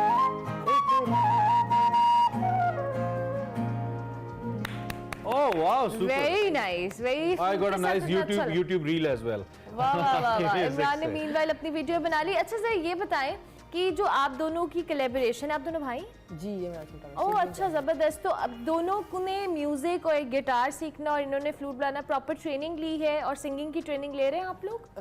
टू बी ऑनेस्ट, शजर को पापा ने भी गाइड किया फ्लूट में, क्योंकि पापा को भी एक उनकी जो अर्ली एज थी, पापा को भी बहुत ज़्यादा शौक था इस चीज़ का, म्यूज़िक का। वो भी कुछ करना चाहते थे, he wanted to do something in music, but उनको हमारी वजह से, पापा ने हमारी वजह से अपना शौक पूरा नहीं किया, क्योंकि आपको भी पता है कि एक रिस्पॉन्सिबिलिटी हो जाती है जब बंदा फैमिली के साथ होता है। बिल्कुल, डेफिनेटली। तो पापा का शौक था कि हम लोग म्यूजिक करें, हमें बहुत ज़्यादा सपोर्ट है, फैमिली सपोर्ट बहुत ज़्यादा हम लोगों को। चलिए, तो बहुत ही अच्छी बात है भाई, थैंक्स टू योर पापा जिन्होंने अच्छे आर्टिस्ट हमें दिए, और माशाल्लाह it's a long way to go. Usually जो फ्लूट होता है ना, ये वोकल के पीछे होता है या बीच में इंटरवल्स के अंदर होता है, आप फ्लूट के साथ गा रहे हो, आपका स्केल एक है लेकिन इनका स्केल ऊपर नीचे चेंज हो रहा है, कभी ऊपर जा रहे हैं कभी नहीं। ये क्या खुद से प्लान किया है या बजा अच्छा बज गया तो आपने कहा चलो इसको लेके चलते हैं? इसके पीछे क्या साइंस है? It's a big change also, क्योंकि देखें जितने भी फ्लूटिस्ट होते हैं आर्टिस्ट के साथ, वो साथ मतलब कि वो कट्स या पीसेस जो होते हैं उन पे आते हैं सिर्फ। हम लोग जो एक्चुअल जो अकाउंट्स थे ना, तब मैं अकेला सिंगिंग करता था, मतलब कि अकाउंट्स मेरे खुद ही वायरल हुए थे, मतलब जब मैं अकेला करता था, मैंने बहुत लगातार मेहनत की थी अकाउंट्स के ऊपर। लेकिन मेरी ये कोशिश है कि मैं इसको आगे प्रमोट करूँ, क्योंकि ही इज़ वेरी टैलेंटेड और बहुत छोटी सी एज में है, तो आप यकीन नहीं करेंगे हमारी हर वीडियो जो है ना वो एडिट होती है, हर वीडियो में इसको मार पड़ती है मेरे से। अच्छा। क्योंकि मैं चाहता हूँ कि अल्लाह पाक इसको उस लेवल तक लेके जाए जिसके That's हद why है। he is very serious अपने काम को लेकर, हंस भी नहीं रहा बेचारा, इतना मारा है। आपने इतना डरा के उसको बिठाया हुआ है शजर, ये बहुत मार आइसक्रीम पड़ती भी है क्या? मैं खिलाता हूँ। इतना डराया मैं आपको? नहीं नहीं कभी कभी थप्पड़ पड़ते हैं। ओए ये जरूरी है ओए, बेटा, ये बड़ा- थप्पड़ बड़े काम आते नहीं हैं। नहीं, ये तो बड़ा जुल्म है। नहीं आप ये ना, अच्छा चले आप कुछ और सुन लेते हैं, आप लोग उसे कुछ और कुछ सुनाइए और आप। सुनाइए जी हमें, चले।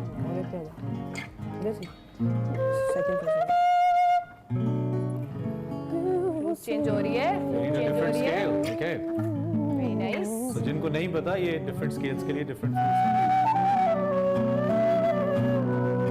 अरे वाह यार,